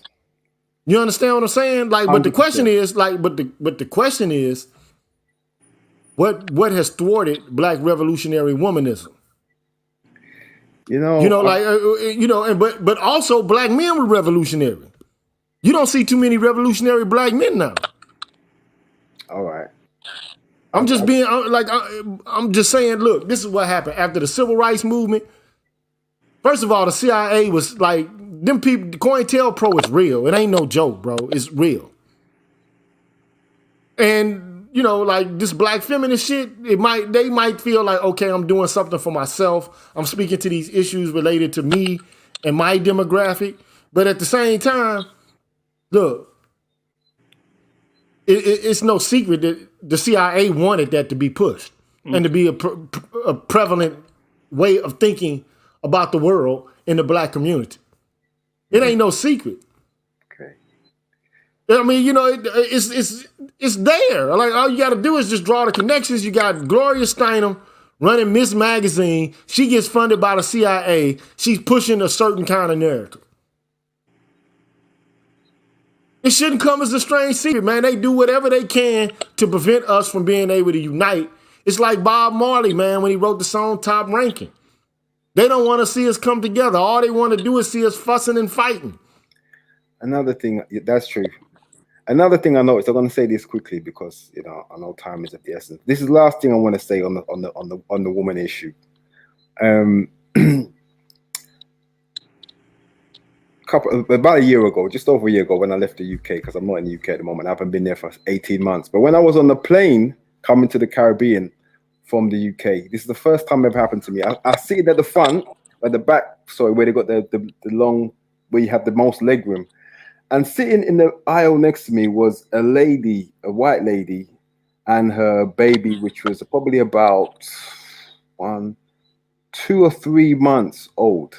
Now, I'd never had chance to sit this close to a white lady and her child. It was a boy child for 8 hours. Man, it opened my eyes like I'd never believed. This lady practically worshipped this white baby Jesus, and I was so astounded at the way she treated him for the entire journey. He was sitting there on her lap or sometimes on the table, but she maintained eye contact with him like the entire time. She was just staring in his eyes like she was trying to hypnotize him. If he'd throw a toy out, she would pick the toy up and give it to him. She was constantly engaging with this child. If he did anything wrong, he couldn't do anything wrong. Whatever he did, she worked with it. Whatever he did. And I was like, wow, that's how they treat their children. And it shocked me because I compared that to what I'd always seen children being treated in my community, which was, shut up, you're making too much noise, hush, sit down, or push a dummy in their mouth and try to get them to be quiet. I've never seen this before. Now, maybe it's something that you all guys know, but I'd never seen it. And it was astounding to me, her engagement level that she gave this toddler for the entire time. And I knew she knew I was watching and she could feel uncomfortable, but there was nowhere for her to go because, we're on the plane, so I could watch. Well, Gigi is a genius. His mom might have done him like that. It could be. You're blessed. You're blessed. But the difference between my mother and a lot of these women. See, my mother was like, I don't know, bro. I mean, she still was like a black woman doing typical black woman shit, like I run it type things. But she didn't shirk on my education. Mm-hmm. And I'm not a genius, by the way. But it's like she made sure I read. She didn't say, "Oh, my son's stupid. He's not gonna be anything other than an athlete." Yeah, that's not how she treated me. That's good. You know, she made sure that like any book I wanted, she got it. No, Any book. You're blessed because most of them, most black parents just hand their education over to the school and that's it. Well, see, my mother made sure that she didn't send me to a public. I went to private school. Okay. You know what I'm saying? But I mean, you know, but it was a white private school for all black kids. It was a Christian, it was a Catholic school for black kids. Mm-hmm. And, you know. That's good, though. You know, I mean, you know, them women were brutal, man, to us. They beat the shit out of us, man. Oh, you know what I'm saying? But, you know, they didn't shirk on their education, though. That's one thing they didn't do. Okay. No molestation, though. They weren't trying to, you know, be inappropriate with you young black boys, those nuns and things like that. No, they wasn't playing with our penises or nothing, no. But we had some of that in my school, though. I ain't gonna lie. But, I mean, you know, well, not these women, but all I can say is, you know, I don't know what it's like to not have a woman invest in my, like, you know, development. Like, that's why it's strange to me to hear these stories about, like, women, black mothers not, like, really actually encouraging their black boys to be excellent. Like, I don't know. What the fuck is that? No. Like, I've never seen it. Like, I might be the generation I come from. No. It's like, because my mother sat me down. Yeah. And my grandmother looked like a white lady. Okay? And my mother, you know, is a light-skinned woman, black woman, and I'm like a little dark black boy, but I ain't like, you know, I'm not cognizant of it. You know, but she sat down, man, and my cousin, a bright light motherfucker too. You know what I'm saying? And they sat us both down. And they knew. They were like, you gonna be all right. And they pointed to my cousin. You're a woman. You can do anything. And if you can't do it, a man will do it for you. You, on the other hand, you young, you black, and you're a boy. You're a young black male. Did they say that to you? You got 3 strikes against you. Did they say that to you? My mother and my grandmother said that to me. So they knew who the threat was. They gave you the game. They sat down and told me. Yeah, that puts you above us all, GG. No, but I mean, like, but the whole thing is, I remember it. Yes. Yeah, that wasn't articulated to me at all. Yeah. It was articulated to me, man, and because these are women that came up through the civil rights movement. They already knew what the deal was. Okay. My mother was desegregated at school. She was one of the first blacks to go to Beaumont High School in St. Louis. Okay. My grandmother, I mean, she could pass, like that movie Passing or whatever. My grandmother could have passed. Yeah, like that's just a fact, man. My grandmother could have passed. And, you know, but she didn't. You know, she, let me show you a picture of my grandmother, dogs. I mean, you know, she could have, you know, but she knew. She knew.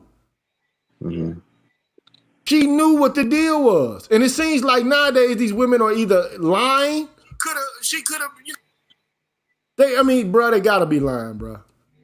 They have to be lying.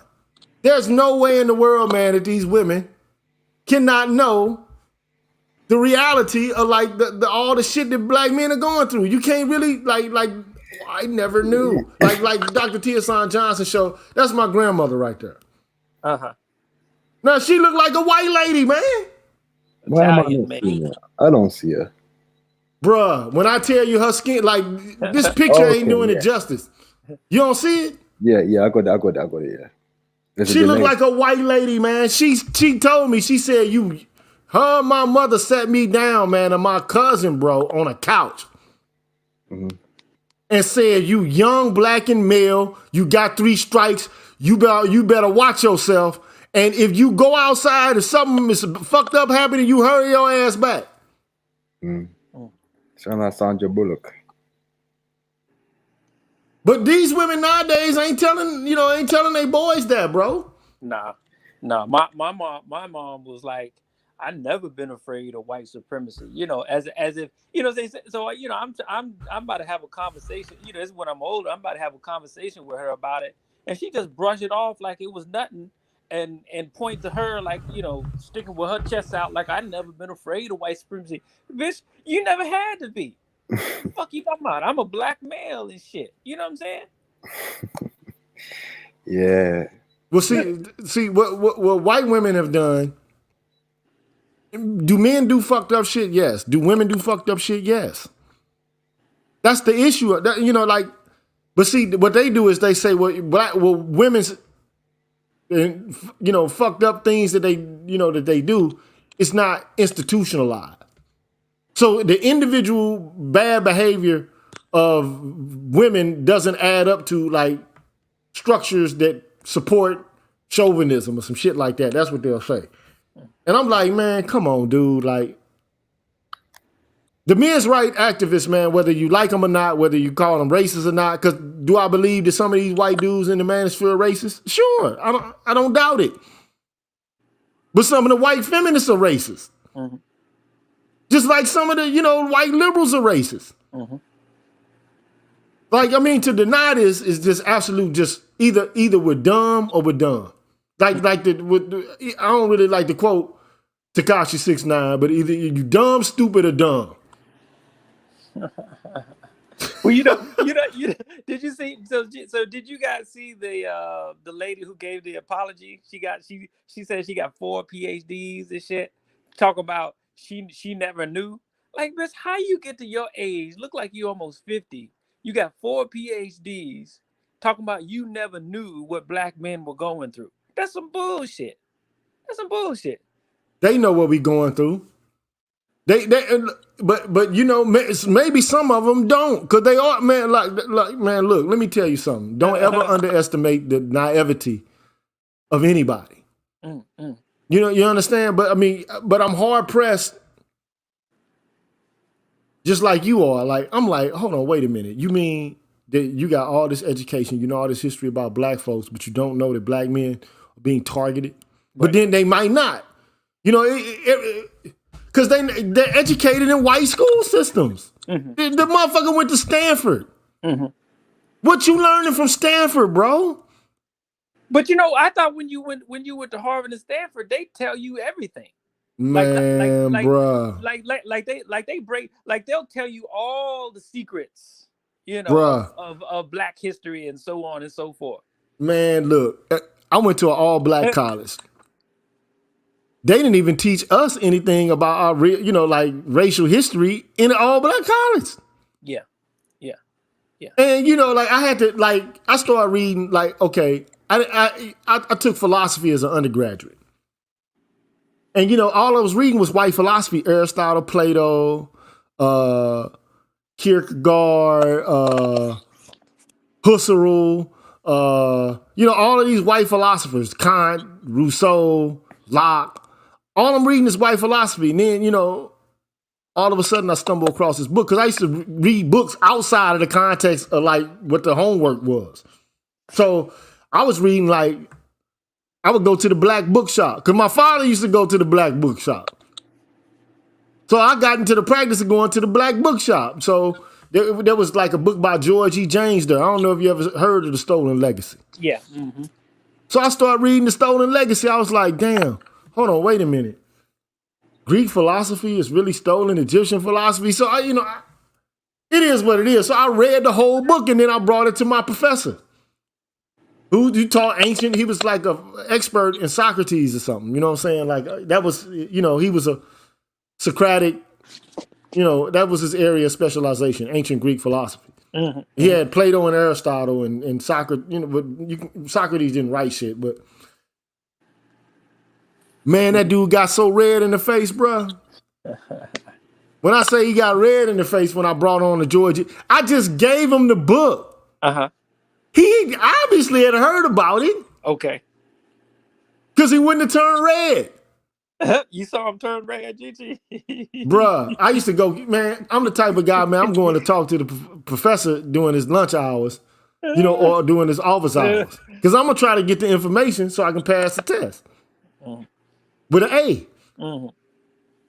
And because I just like to talk. So anyway, I'm sitting down with him, man. I pulled that shit out of my book bag. He was like, oh. So half of this stuff you got to understand. Like if you want a political education, you got to educate yourself. You got to I was reading Kwame Ture. I was reading Theophile Obenga, Ben Yakinen, Ivan Van Sertima. All that shit I was reading in college, bruh. Mm-hmm. I'm talking about in the 90s, bro. And it wasn't assigned to me. Mm-hmm. It wasn't something that, it wasn't something that I had to do. It was like, okay, this is what I want to do. I read Urugu how many years ago? Mm-hmm. Man, I would bring this information to the women that I'm fucking with, and they'd be like, oh, that's that black stuff. Bitch, what are you? What do you think you are? Who do you think you are? What are you? Like, what do you think you are? Do you think you're a white person?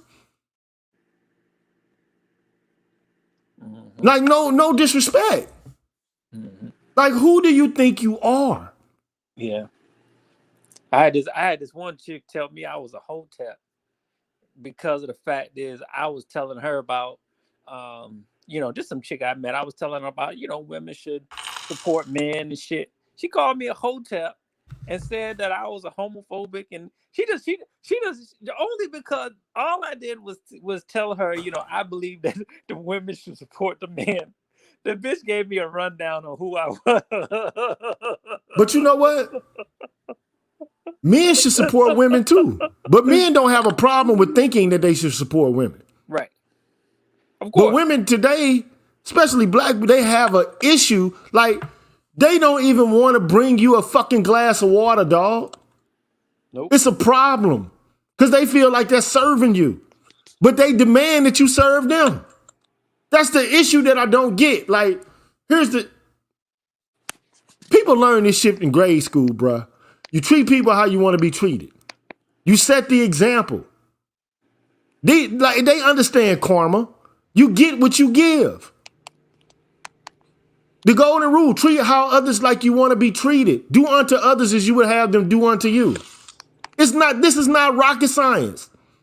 Mm-hmm. But see what black women have done is they've adopted the same stance as Zaddy and Miss Ann on black men. Like that apology the woman gave is exactly, she said it. You see us through white eyes, but you say we want to be white dudes. Mm-hmm. Right. You already a white woman. You know what I'm saying? You see us through white eyes. You demand that we perform in the world and act in the world and have everything in the world that white men do after we built the fucking world that white people live in. And your ass does too. Mm-hmm. And then didn't give us any investment into it.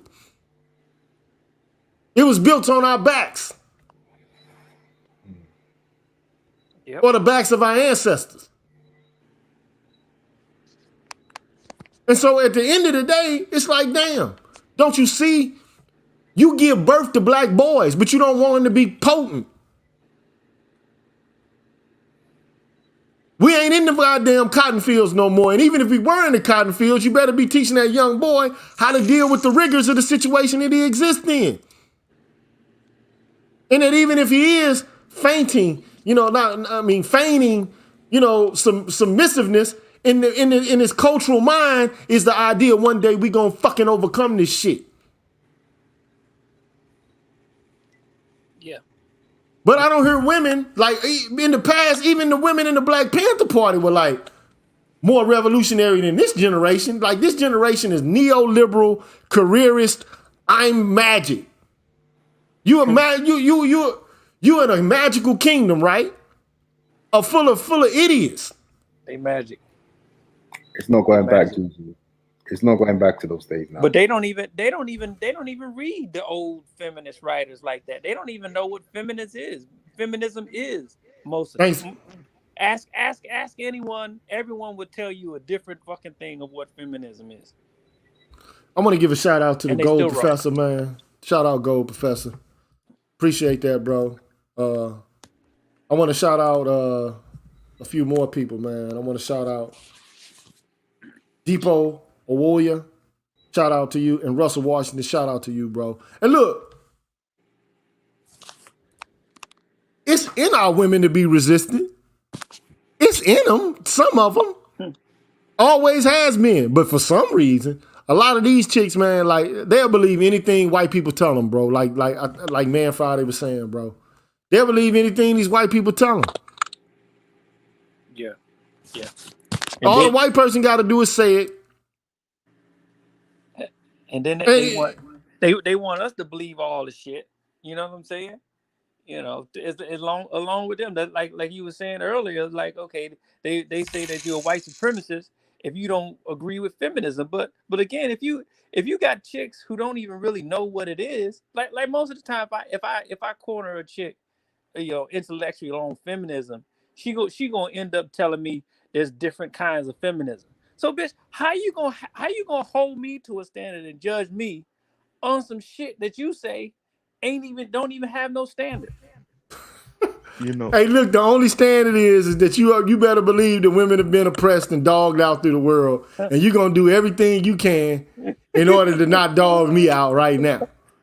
You're gonna worship the ground I walk on. That's it. Look, you're gonna understand that I'm the most oppressed. There's a certain privilege that comes along with presenting yourself as a victim. And look, I understand, like, look, I get it, because black men have done this shit too. Mm-hmm. You understand? We are the authors of political correctness. We started this. We created this, bro. We created this monster. You said we created the monster? Bruh. Well, real the civil rights movement was where this monster was created. But see, people like Kwame Ture turned it around because they realized how ineffective it was.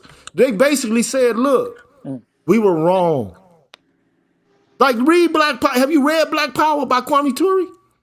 No. Man, see, this is why we go wrong. Because, like, you got all these people giving us the blueprint. Like, they tell us what the blueprint is.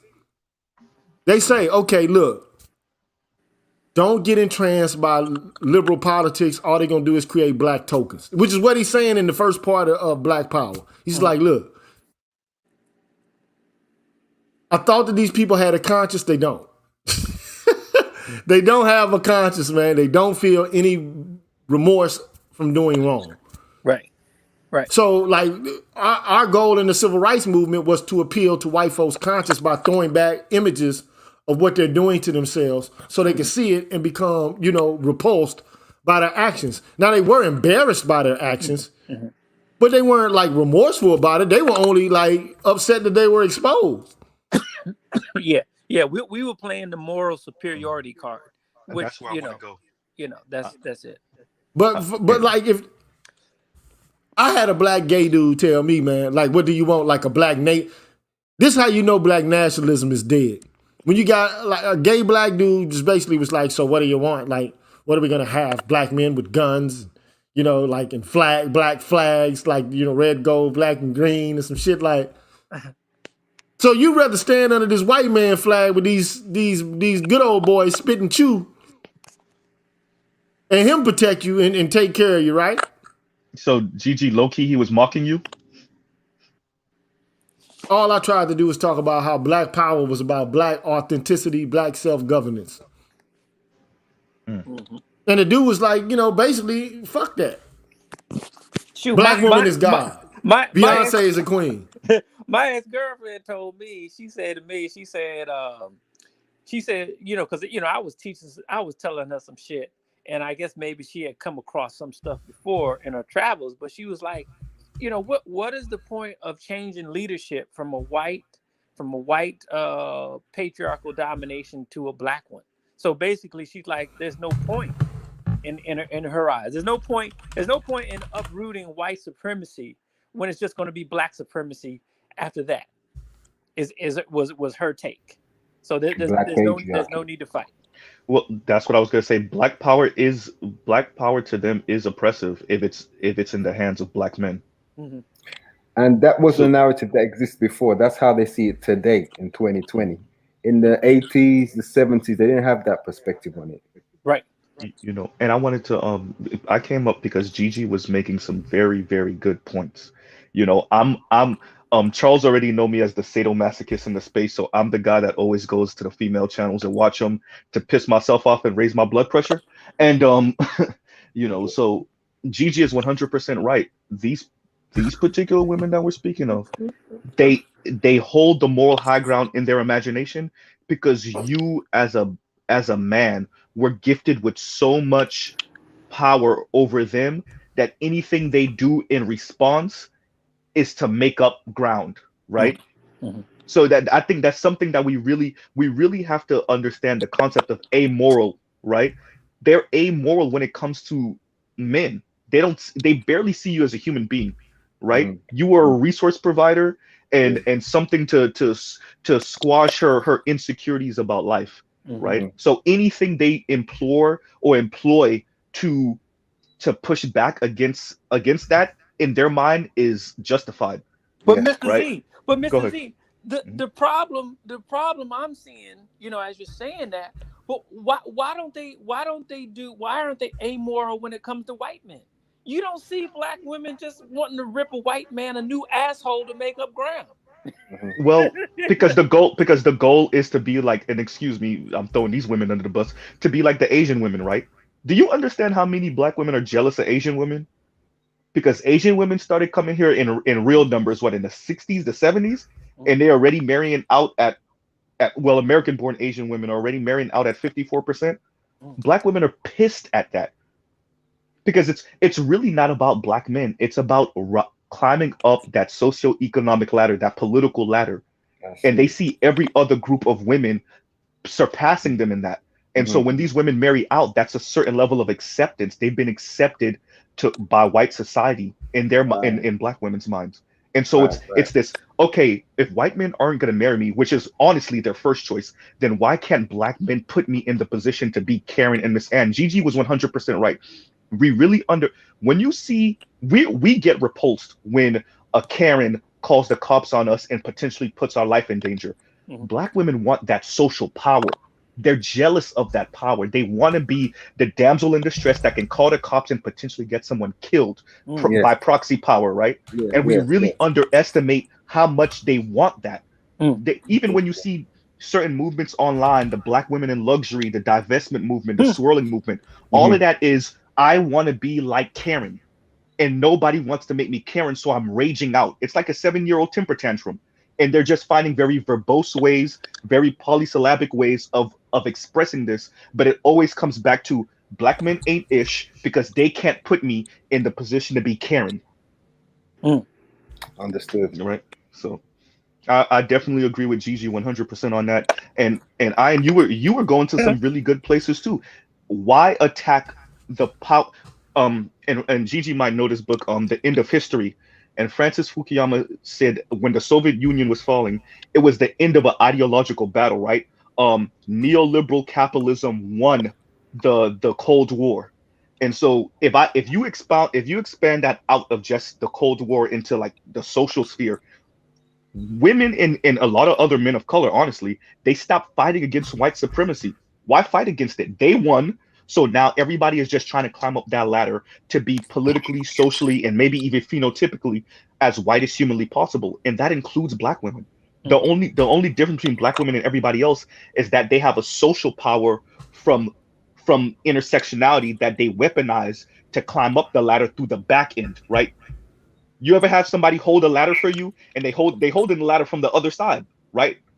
That black women are trying to climb the ladder on the other side of the ladder. They ain't holding that shit. They trying to beat you up the other side. Right, and beat you up and climb the ladder from the other side. So they're using intersectionality and they're using the concept of being this supremely oppressed minority, even more than other women of color, even more than black men, even more than LGBTQ black people. They're trying to use that to climb up the ladder the other way. Yeah. And they see us as an obstacle, right? Yeah. So definitely, because so look, let me just say this. We had a choice, right? To go through this Black Power thing. And we, like, this is what Kwame Ture wrote. It's the only 3 themes. Self-affirmation, black is beautiful. We are good enough. Political modernization. Leave the civil rights tropism behind. and develop a post-soul politics. We need to leave the civil rights movement tactics behind and develop a new means by which we do politics. Okay? You mean no more twerking to the booty, take your booty to the polls and twerking for the police? Well, look, man, that's never been a part of black politics. I don't know what the fuck that is, man. That was a Hail Mary look, pass because black men weren't voting Democrat the way they wanted to. Look, all I, I'm not gonna go through all of this, but the other thing was political modernization. He's like, okay, we need to question the old values. We need to search for new and different forms of political structure. We need to broaden the base of political organization. But that's not happening, man. Okay? And, he's basically saying America's values don't really work for black people. Why don't we adopt our own? Okay? Mm-hmm. But whatever white folks do, we just go run right behind it. Mm-hmm. Okay? Mm-hmm. And he's like, the two-party political system, it can't be changed from within. Mm-hmm. We cannot proceed to transform the system. But and he says black people should choose their own leaders and create their own economic institutions. Black folks ain't doing this. But Gigi, the problem that we're going to look at, which we're going to come to, which Mr. G alluded to when he mentioned Russia, is that these political systems are locked in. In a sense, their juxtaposition against other nations and their politics kind of locks in the politics. So it's like we're gonna have a hard road, because in order to make an inroad into the national politics, we're actually going to have to make an effect and change in the international politics as well. I am. You know what we're dealing with? We're dealing with political parties that are from the 19th century and the 18th century, and they were produced for white people, and yet you're trying to use black. You're trying to impose black plight and move those political parties in a way that's effective for you as a black person. And I don't necessarily. And I think black men are more. We're the ones that are more likely to say, you know what, this ain't working. What you see happening is more and more black women are gathering on the left, and I lean politically left, so I get it, right? But I'm not naive, right? They're leaning more and more politically left, and they're trying to drag us with shame into that, right? It's like what Gigi was speaking. It's dragging us with shame. Like, no, you gotta vote this way because there is no other way. Like, no, you don't have a political imagination, so you think there's no other way. Well, that's what I'm saying, Mr. G. Mm-hmm. Is it possible? And so I'm really just extrapolating, as we talk. Is it really possible? Having a political imagination is a must. You're supposed to have an imagination, but is it really feasible to really implement a political imagination that pretty much is locked in on an international level? Is what I'm saying. Everything is possible. Anything is possible, but possible and probable are two different things. It's possible. It's even probable given the right conditions. But all I can tell you is when you got a group of people, man, who even men are locked into this system. It's like black people, we're Americanized, man. Mm-hmm. We think freedom is what they tell us it is. Mm-hmm. Freedom is being able to go buy a 6-pack of beer, go smoke a blunt and or drink some, cognac or some shit like that. The good life is having a car with 20-inch rims on it. Mm-hmm. Some Jordans. To them, it's having the acrylic nails, some expensive bundles, and a nice purse from a luxury store. Well, and to also practice negative liberty, right? So that's America in general. Like America is predicated on negative liberty. Yeah. You can't tell me what to do. You're not the boss of me. Mm-hmm. And, that's not liberty, though, for real. I mean, that's the precondition for liberty. Yeah. So how do you even build a community real quick? And this is the conflict, right? So we claim this community, but yet we have a bunch of, air quotes, individuals that want to practice negative liberty in an oppressive society that's going after their community because of their skin color. But yet you want to be an individual and practice negative liberty in that. But then you want those people to come and save you when something go wrong. Like, how does this even work? Wait a minute. Schizophrenic, Is it me? Because like, look, but see, you know what?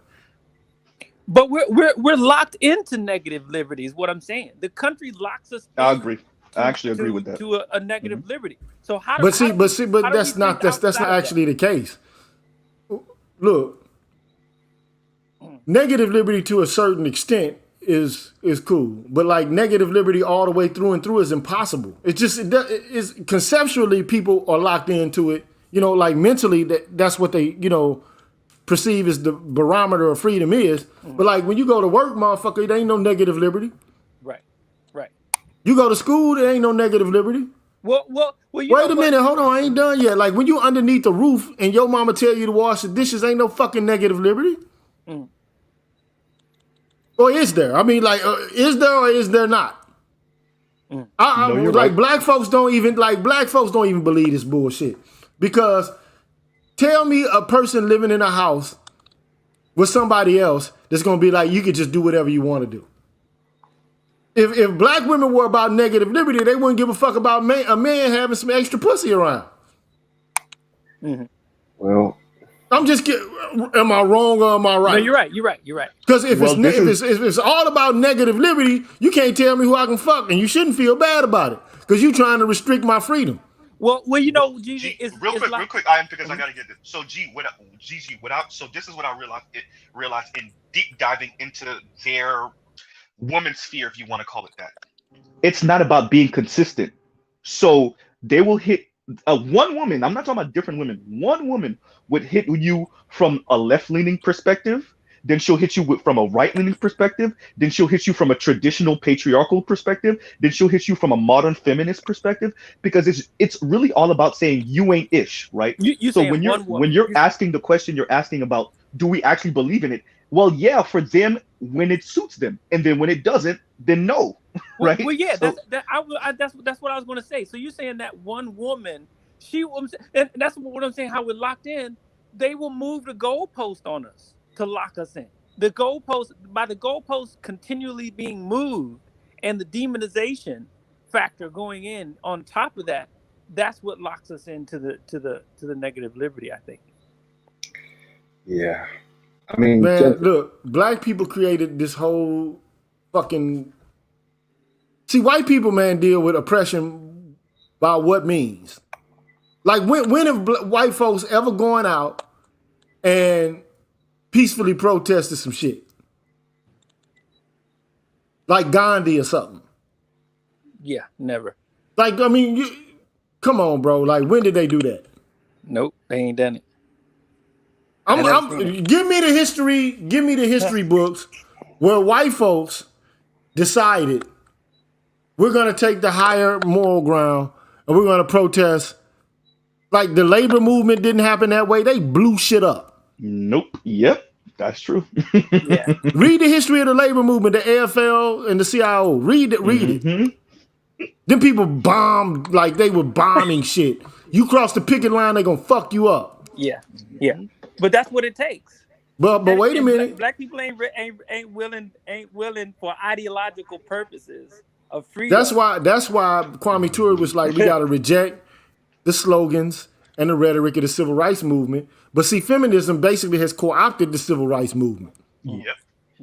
Yeah. So we still we still on the civil rights movement. Yeah. But it's just clothed in a different veneer. I mean, it has a different face. Mm-hmm. So it's all about progress, not being violent. See, because they keep using words like violence is evil. Yeah, because it's something they can't participate in effectively. Gigi, I got a question. I want to know. I mean, one second, brother. Wait. They can participate because they use pseudo violence. I mean, proxy violence. Excuse me, proxy violence from other men. Man, they use direct violence, bro. Well, let's get that shit out of the way. They use direct violence. Yeah, that's true. And they use proxy violence. Like, let's not lose sight of reality. Like, these women are not just like these damsels in distress. No woman is. Now, maybe some are. Man, I was watching a movie the other day, dude. It's called Project Possible. You ever hear about it? No, what's that? It's about a fucking dude from Nepal, man, who decided that he was going to climb all of the 13 of the highest mountain ranges in the world in 6 months. Wow. And he did it. Man, his wife, beautiful. I'm talking about he has a fucking knockout wife, bro. I'm talking about she's a bad Nepalian woman. Stupid. Like, if you looked at her every day, you'd be like, damn, she's a bad motherfucker, okay? And this dude he's a cocky dude, you know, but she never once doubted or did not give support and have faith in that dude. She never was like, he ain't shit. This nigga, he's stressing me out, or he fucking us up. Man, he had to take a second mortgage on a house and all this kind of shit in order to get his shit, to bring his dream to reality. Yeah. And I'm pretty sure she had her doubts and misgivings, but damn, she was like, you know what? I have faith in you. Yeah. You got black women, man, who want your house. Even if you got a house already, they want you to sign over half the motherfucker to them. Yeah. Because that's your job, Gigi. As a man, that's your role. They not like, okay, I got so much faith. Guard dog. Man, go back and it's on Netflix. It's called Project Possible. Go watch how that woman, because his mother told him, you are the best son in the world. You can do anything, my beautiful son. This is what his mother telling him now. Like, you know, she's like, okay, I don't like you going out there doing this, but you know, you are the best son in the possible world of universals, of sons. You know, like, what? How many black mothers telling their son, nigga, you ain't shit. You better get your black ass in this goddamn house right now before I beat your motherfucking ass. I had this chick. She's a dancer, right? She actually was even in the movie, the first movie Wakanda, and they actually are calling her to be in the second movie Wakanda. But so I was dating this chick. So I'm telling this chick, right? I'm like, you know, a man's purpose is primary and most important, right? And she gonna tell me, well, shit. Well, what about the kids? Who's gonna take care of the kids? Who's gonna take care of the kids and the family and shit? You know. And then she went into this thing talking about how frogs are asexual and they can reproduce. And I had to drop that motherfucker when she got into the frogs. I'm saying, oh, you're saying all this weird shit just to say you don't believe in supporting your man. You know, if it means having to sacrifice anything. Okay, I'm done with you. Bruh, let me just say this, man. I mean, you know, like, look, just say you don't support us. Stop bullshitting, stop pussyfooting with it, man. Just say you don't support us. Yeah. It's just that simple. Just say you don't support us. It is what it is. You don't have to, like, don't stress over it. Just say, look, I don't support you, nigga. I don't believe in black men. And then we'll at least know where you're coming from. And stop waiting around for their asses and shit. I'm not waiting around for them. I mean, you know, like, I mean, it just is what it is. But all I can say is, look, you should, man, let me show you this shit right now, bro. I'm going to share the screen. I'm not going to show you the video, but this guy here, you see it? Yeah, I already looked it up. I didn't 14 piece. Nothing is impossible. That's it, I think. Yeah. Climbing at a breakneck pace. A documentary follows the Nepalese mountaineer, Nirmal Persia, as he tries to add cultural depth to the sport's highs. And, you know, I don't know what they, I don't know how they're going to rate this, but. Well, just to pose that against that commercial where black women were trying to say that the black man that performed in front of the Nazis wasn't shit because a black woman hadn't done it.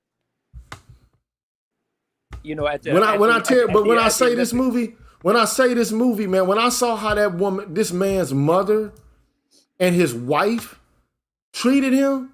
And this motherfucker out, he's smoking weed, he drinking, this guy is like, he's a party guy. He's a cocky but he gets shit done. You understand what I'm saying? I mean, he believe.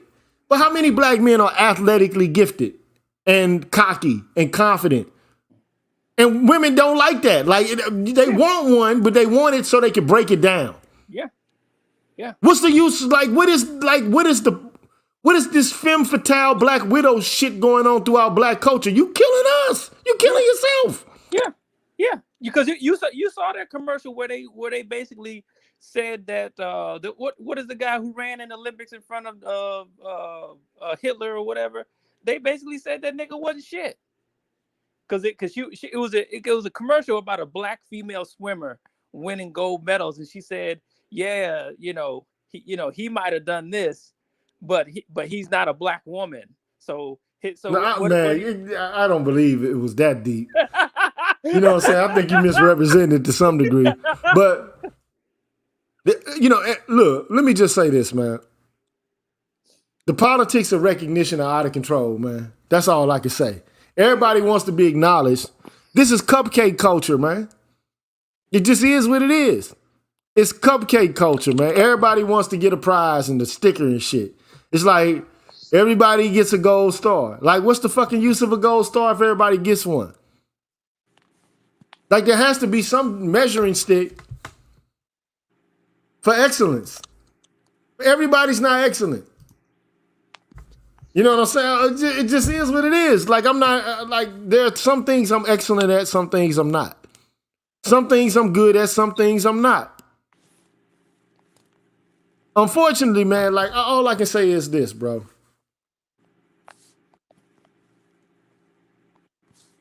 Just like that apology video, man, these chicks gotta know, bro. Like, they gotta know they're fucking handing black men into the police after doing ignorant shit to men. They gotta know that fucking your best friend is fucking ignorant. Mm-hmm. But she said she did it. Mm. So you gonna fuck the man's best friend and get back at him for what? You got that much ignorance and hate that you gonna fuck with a nigga best friend? And the best friend, like, man, I wish one of my homies, Gail, would come to me with that fuck shit. I'll be like, look, I'll call him right when they about to say I'll show all the compromise and shit, all of it. I'll be like, dude, how much you love her, dog? Well, I'm telling you, she popping the pussy in front of me right now. I'm letting you know, do you want me to hit it so you can be done with her, or do you want to straighten this shit out and get her head right? Because I guarantee you, though, if she offered me the pussy, she'd have offered about 3 or 4 other dudes the shit already. Mm-hmm. Mm-hmm. Yeah. Yeah. And most dudes so lame, like, they won't pass the pussy up. Like, dude, like, man, I remember one chick came on to me. My boy was talking to her, and, she came on to me at a party. I was drunk, but I was like, hey, I straight up called old boy.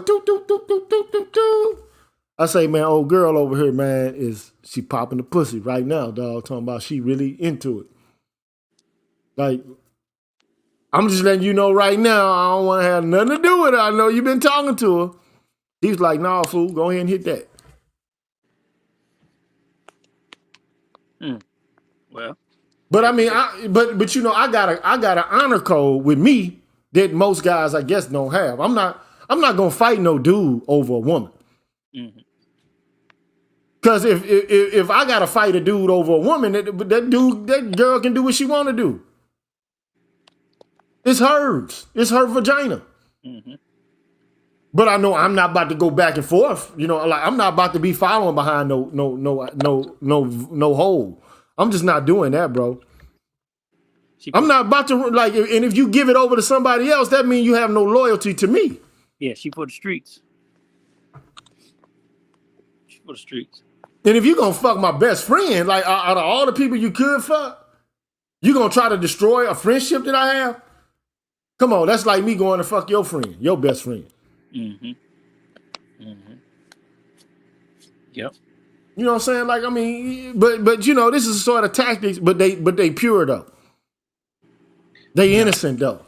No, they ain't. They don't have anger and negative energy though. This is the only thing, like, we already know what it feels like to have a woman who's endorsed by the state to be running amok on the streets. Mm-hmm. Mm-hmm. But anyway, man, I'm about damn near 3 hours into this, man. I thought this shit was going to be like an hour. And, you know, it just, you know, it gets my goat, man. You know, some of the shit we got to go through, bro. Is the Wheel of Time worth watching? You know, I just like fantasy. I like science fiction and fantasy, bro. It's like comics, you know, like shit that all boys used to like, man, when they was young. You know what I'm saying? It just. So that means you fuck with Doctor Who and all that. No, I don't fuck with Doctor Who. What? Come on. I mean, the old Doctor Who. I don't That's what I'm fuck with saying. this, Yeah. this newfangled shit. I don't fuck with that. No. Yeah. You know, I used to like Tales from the Dark Side, Twilight Zone, Star Trek. You know, Stargate. You know, like all the shit that, you know, aliens, science fiction shit, like, you know, like, or you know, like superpowers. Like, okay, so what I'm watching now, what I recently watched is The Foundation. I don't know if you've seen that. It's on Apple Television. What's that? That's a good show. The Foundation is a good show.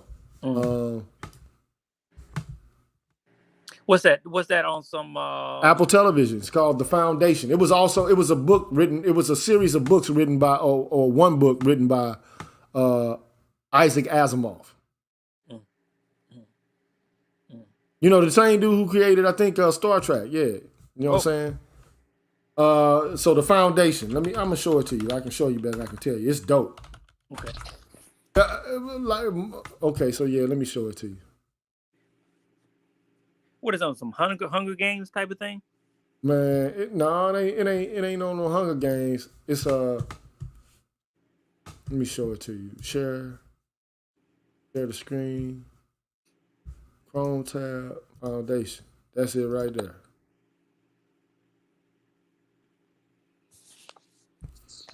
So it is, you know, it's some gynocentric shit to a certain extent, but not all the way. Cause but it's a dope show, bro. When I say it's a dope show, it's a futuristic show. About a group of people, man, who are under the leadership of an empire, and the empire is based on a genetic clone dynasty, and you just got to get into it. But you know, man, dude, I see all the movies because I got that shit. Did you like the new Doom or not? Yeah, I like the new. I like the Doom. Okay. Yeah, but the Wheel of Time, I think it's worth watching. I'll give it a thumbs up. I will watch the Wheel of Time series. I will watch it. But I don't watch everything, man. You know, there's some things that I just refuse to watch. I do, even though I think, yeah, Gene Roddenberry did create what was it? Star Trek. My bad. What else did Isaac Asimov create? It's something that he created. It was something that he created that was popular. But anyway,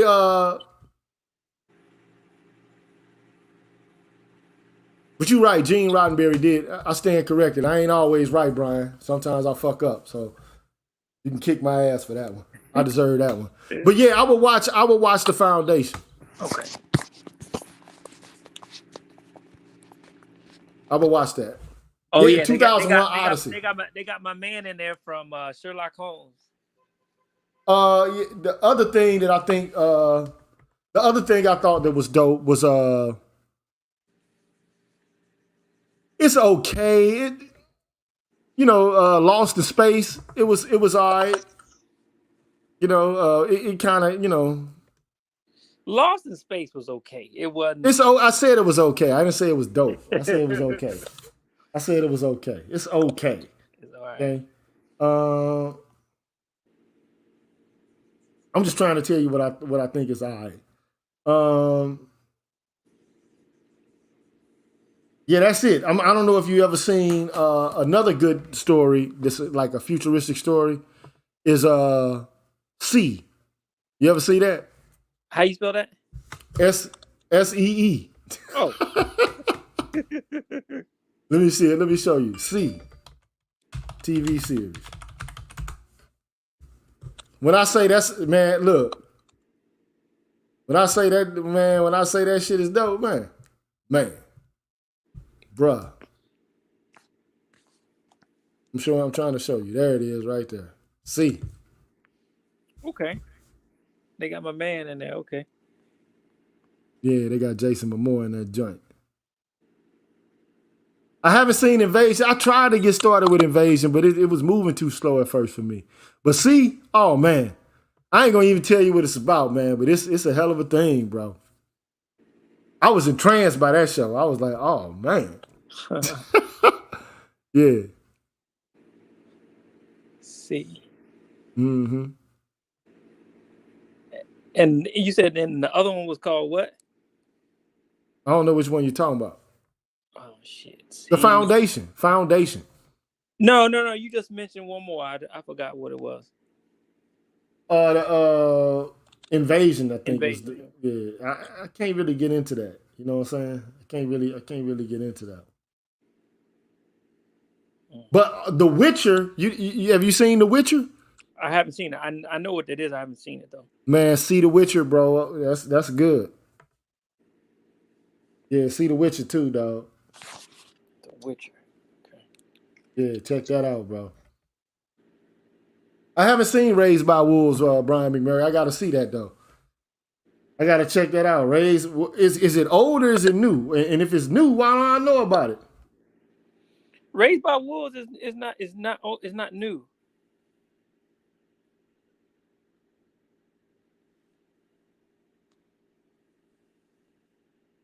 Yeah, it is. It's somewhat new. It is? Mm-hmm. Oh. Shit, I got that bitch on. I got it on. I pulled it up, baby. Thank you for that. But anyway, man, see, it's dope, bro. When I say it's dope, bro. Man, it does. It looks like something. Boy, it's dope, man. Go see and tell me what you think about it. Go see The Witcher and tell me what you think about it. See Foundation, tell me what you think about it. And just, hit me on what's new. You know what I'm saying? Or whatever. Okay. But yeah, I'm gonna check out man, I got the bootleg you can watch every movie type joint. Yeah, you got the Fire Stick. No, I ain't got the Fire Stick. I got the Google Box myself. But it's an app called man, let me stop telling my shit on TV. It's called I forget what the name is called. It's an app?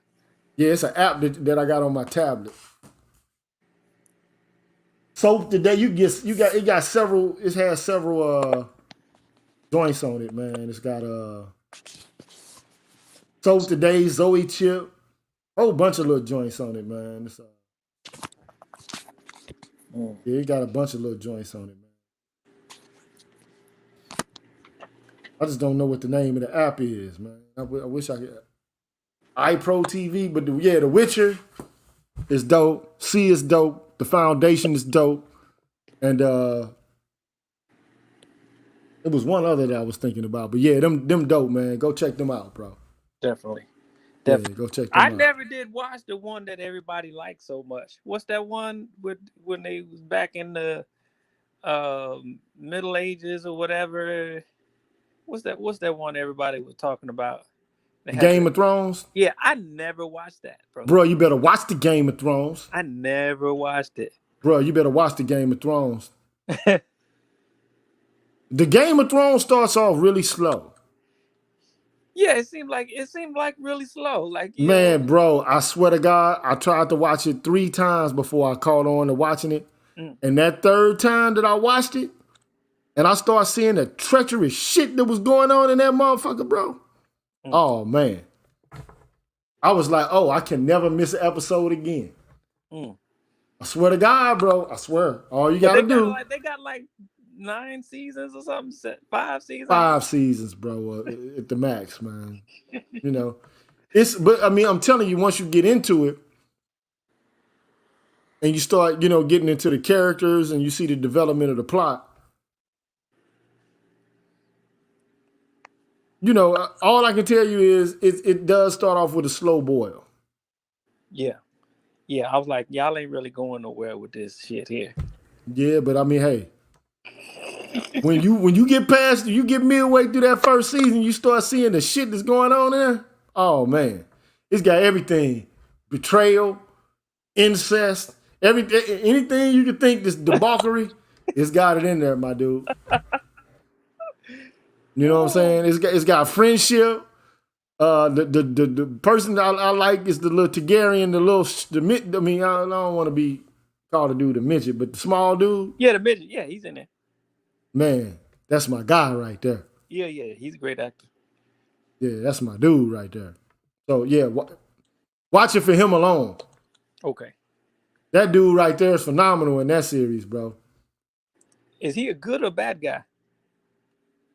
I ain't gonna tell you. Well, he's a good guy, but he's a bad guy to some extent. He has to develop into a good guy, but he's got a big heart, even if he's got a small stature.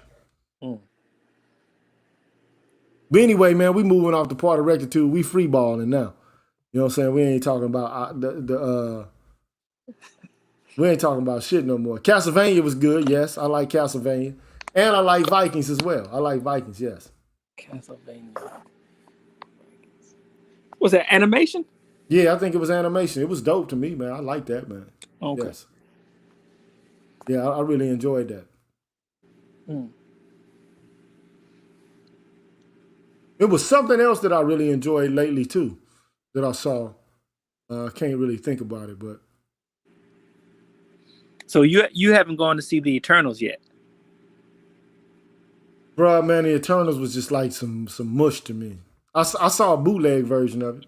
Man, the Eternals, except for the fact that they made the premise of a homosexual relationship be the catalyst for wanting to save the universe. Outside of that, I thought it was pretty good. Well, okay, so the only thing that tripped me out was this. I never really got to feel any of the characters. It was just like, it was weak to me. Like, I mean, like it's too many of them, bro. Yeah, it was a lot. Yeah. It's too many. It felt like that one. That's a good series. The one, The Boys. What is it? The Boys. What is it? I think it's The Boys, where you have these kind of bootleg superheroes. And they're like don't have no powers, but they're actually fighting against the superheroes. The superheroes are the bad guys, and they work for a corporation and shit. Yeah, I saw The Boys. Yeah, I saw that. Yeah. It was cool. Yeah, it was cool. That was interesting. Yeah. That was cool. It was cool. What else was dope, man? It left an impression on me, man, recently. I don't know, man. Go. I mean, I like the new Karate Kid. I don't know if you saw that, Cobra Kai, whatever. I thought that was a dope little TV I don't know. show. I don't know what you talking about. It came out about a year or so ago. Yeah, that was dope. It got the old the white guy from the old Karate Kid. Yeah, I thought that was dope, man. I ain't gonna lie. Yeah, I thought it was dope. I bypassed that. I'm like, I couldn't see what kind of story they could make out of that. Man, I thought it was dope. I ain't gonna lie. Cobra Kai, it's the white dude who lost. You know what I'm saying? About how fucked up his life was. His kid's son don't respect him. You know what I'm saying? He nobody respects him. You know what I'm saying? It was dope. Yeah, So he ended up turning a new leaf. He just gets back on his legs, man. Okay. Yeah, I might check that out tonight, actually. Cobra Kai.